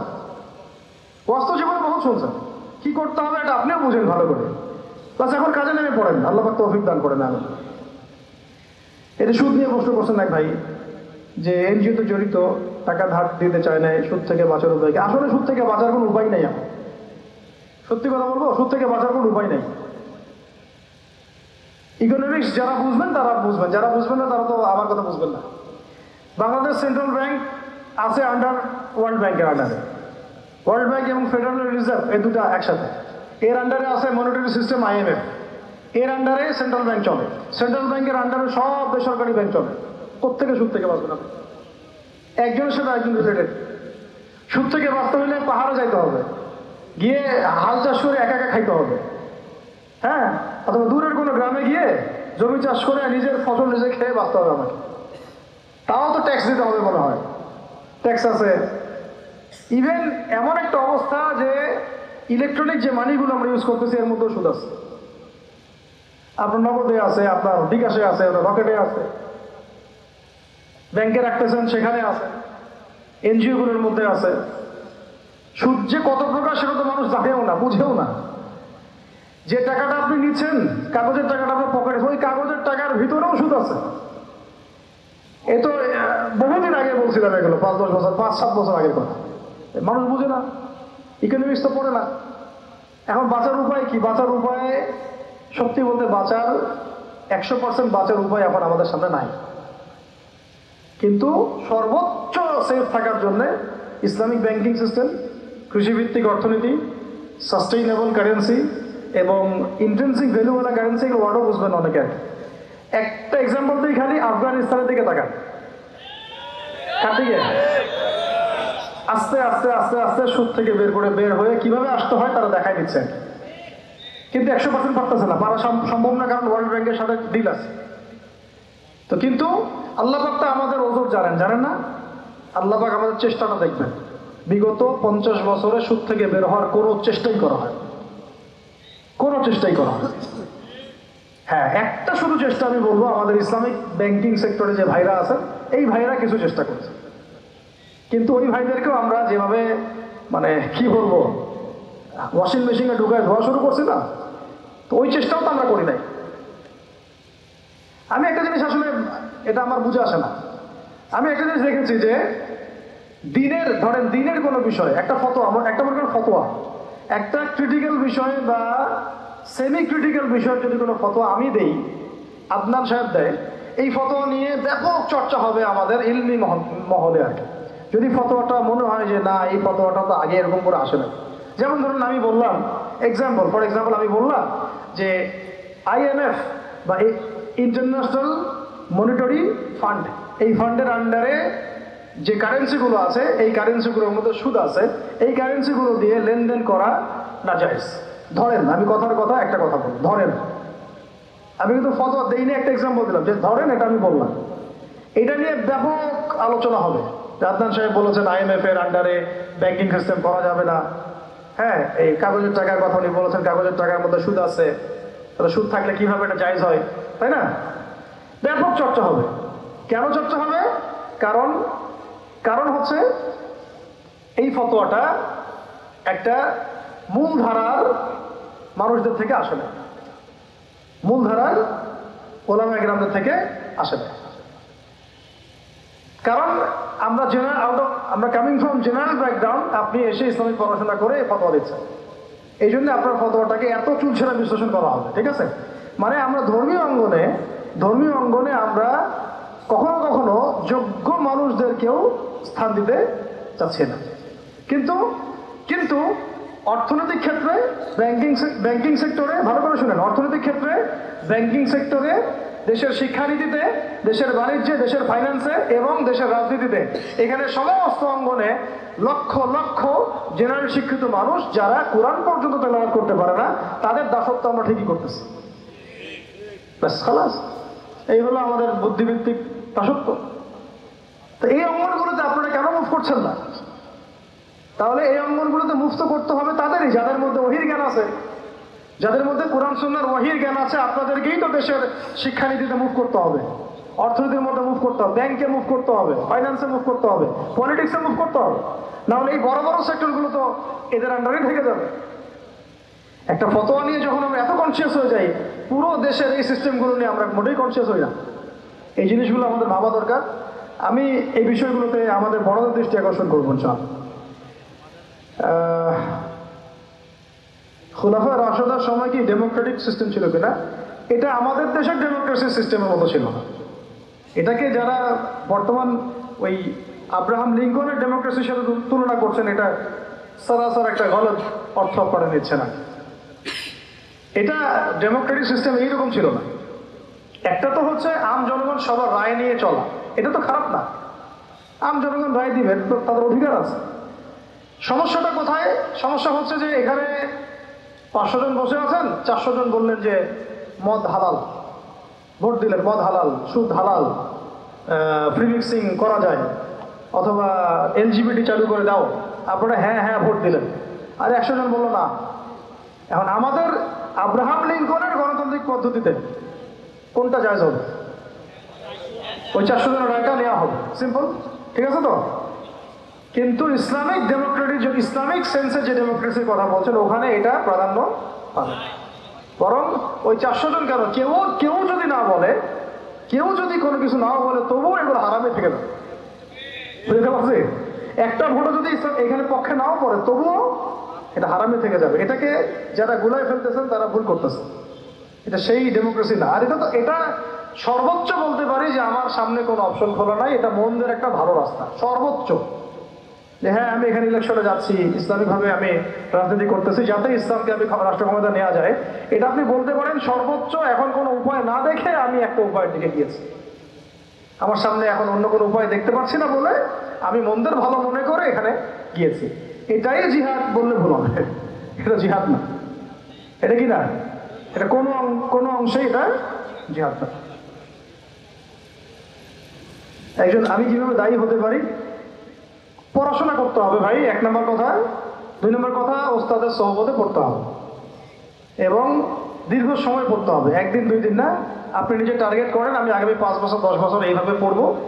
বরেণ্য কোনো ওস্তাদের কাছে যান, তিনি আপনাকে সিলেবাস করে দিবেন, সেভাবে পড়তে থাকেন। ধৈর্য ধরে পড়তে হবে, আদব শিখতে হবে, তাসাউফ শিখতে হবে, তাজকিয়া অর্জন করতে হবে আস্তে আস্তে। ডিগ্রি সার্টিফিকেট কিচ্ছু না, ডিগ্রি সার্টিফিকেট কিছু না। ডিগ্রি সার্টিফিকেটের দরকার আছে, কিন্তু ওইটার লক্ষ্যে আপনি পড়বেন না। আপনি শুধু ইলম অর্জন করার নিয়াতে পড়বেন, ইলমের পথে লেগে থাকবেন, ইনশাআল্লাহ তাআলা আল্লাহ পাক আপনাকে বড় বড় হওয়ার তৌফিক দান করবেন ইনশাআল্লাহ। বিদেশে উচ্চশিক্ষার জন্য যাওয়ার ব্যাপারে যদি ইসলামিক পরিবেশ মেনটেন করতে পারেন তাহলে যান, কিন্তু এখন যে বিদেশের যে অবস্থা, সব জায়গায় ইসলামিক পরিবেশ মেনটেন করাটা আসলে এতটা সহজ নয়। যদি শিক্ষা অর্জন করতে গিয়ে আপনার ফরজ ওয়াজিব তরক করতে হয়, তাহলে ওই শিক্ষা অর্জন করার চেয়ে দেশে থাকা অনেক ভালো। আল্লাহ বোঝার তৌফিক দান করেন। এক ভাই বলেছেন আমি স্টুডেন্ট, জেনারেল কলেজে অনেক প্রেমিক্সিং এর সাথে সামিল হয়ে যাই, বাঁচার উপায়? যে কলেজে নারী পুরুষ একসাথে পড়ে সেখানে এগুলো থেকে বাঁচার কোনো উপায় নাই। যে কলেজে মেয়ে ছেলে একসাথে পড়ে সেখানে এগুলো থেকে বাঁচার কোনো উপায় নাই। তাত্ত্বিক কথা বলে তো লাভ নাই, প্র্যাকটিক্যাল কথা বলি। আপনি ক্লাসে যাবেন, পাশে মেয়ে থাকবেই, স্বাভাবিক। ম্যাডাম আসে ক্লাস নেবেন, আমাদের সময় ম্যাডাম কোটটাই পড়ে সে ক্লাস নিত। আপনারা তো কি পড়ছেন? আমরা ইংলিশ মিডিয়াম ভার্সনে পড়ছি, ইংরেজ বানানো, ইংরেজিতে কথা বলতে হয়, বাংলা এলাও না। ওখানে গেট আপ হচ্ছে ফর্মাল ড্রেস পরে আসে ম্যাডাম, ফর্মাল প্যান্ট আর শার্ট। তো এখানে আপনি কিভাবে চোখকে হেফাজত করবেন? কিভাবে ছাড়তে হবে? এটা ছেড়ে দেওয়া লাগবে। এখানেও দেখবেন যে ম্যাডাম ক্লাস দিচ্ছে, শাড়ি পরে আসছে, ওটাকে বলছে বাঙালির ড্রেস। ওই যে বাঙালির ড্রেস জন্য পেট দেখানো যায়, মানে চিন্তা করে ঢুকাইছে কিভাবে দেখেন। আমি তো বাঙালি, আমি মুসলিম হলে কি হলো, আমি তো বাঙালি।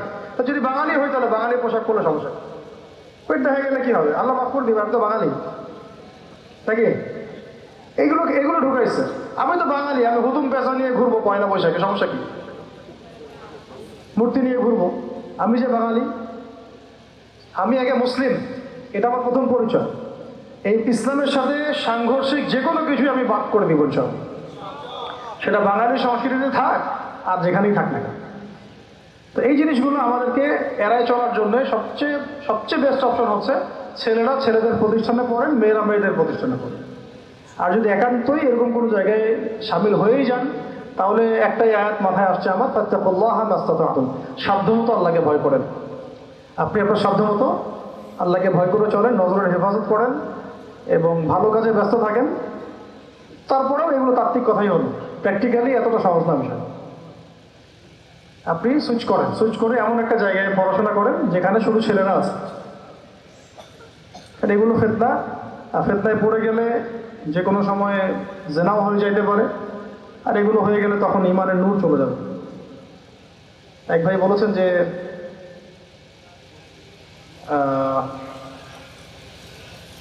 ওই সুদ নিয়ে প্রশ্ন করেছেন। আসলে আমি তো বলে দিলাম যে সুদের বাইরে যাওয়া আমাদের পক্ষে আসলে এখন 100% সম্ভব না। 100% সম্ভব না। কেউ যদি বলে হ্যাঁ সম্ভব, সে মিথ্যা কথা বলছে। আমি ইকোনমিক্স পড়েছি বলে কথা বলছি।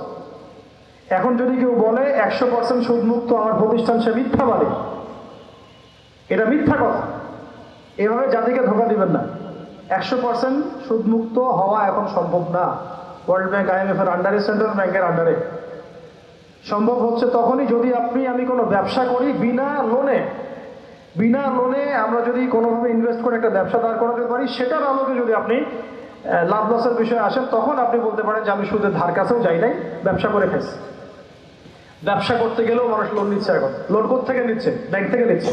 বিনা সুদে নিচ্ছে। তাহলে বাড়ি করছেন একটা 5 তলা 10 তলা, ব্যাংক থেকে লোন নিয়েছেন বিনা সুদে। একটা মুদির দোকান করেছে কি বিনা সুদে? এনজিও গুলো দাঁড়া আছে কি বিনা সুদে? কৃষি লোন নিচ্ছে কি বিনা সুদে? গাড়ি কিনেছে একটা, ওটা কি বিনা সুদে? টাকা বেশি দিতে হচ্ছে। কে বলেছে এই যুগে সুদ থেকে মুক্ত থাকতে পারবে? এটা মিথ্যা কথা বলছে। ওই জন্য আমাদের কাজ আল্লাহকে ভয় করা, যে আল্লাহ আমি এইরকম একটা সুদী বিশ্বের মধ্যে পড়ে গেছে। আপনারা তো জানেন না, নবী সাল্লাল্লাহু আলাইহি ওয়াসাল্লাম বলেছেন এরকম একটা সময়ের কথাই, একটা সময় আসবে যখন সুদ থেকে দূরে থাকা এতটা কঠিন হবে, যে ব্যক্তি দূরে থাকতে চাইবে তার গায়েও সুদের ছিটা ফোঁটা গিয়ে লাগবে, সুদের ছিটা ফোঁটা গিয়ে লাগবে। সেটা হচ্ছে আমার কাছে মনে হয় এই বর্তমান দাজ্জালীয় সভ্যতার এই যুগ। আল্লাহু আ'লাম বিসওয়াব। তো ব্যবসাটা সেফ তুলনামূলক যদি আমি সুদী লোন না নিই। কয়জন করতে পারবে? রাষ্ট্র চাইলে সুদ থেকে বের হওয়া সম্ভব। ওই যে আমি বারবার একটা কথা বলছি, ইসলামকে মদিনার মতো জায়গায় নিয়ে না যেতে পারলে এগুলো তো আমলই করতে পারবেন না। কেমনে আমল করবে? ওই জায়গায় যেতে পারলেন না, আমরা তখন অন্য ফিকির করতাম যে কিভাবে সুদের বাইরে বের হওয়া যায়। এখন তো আমরা পারবো না।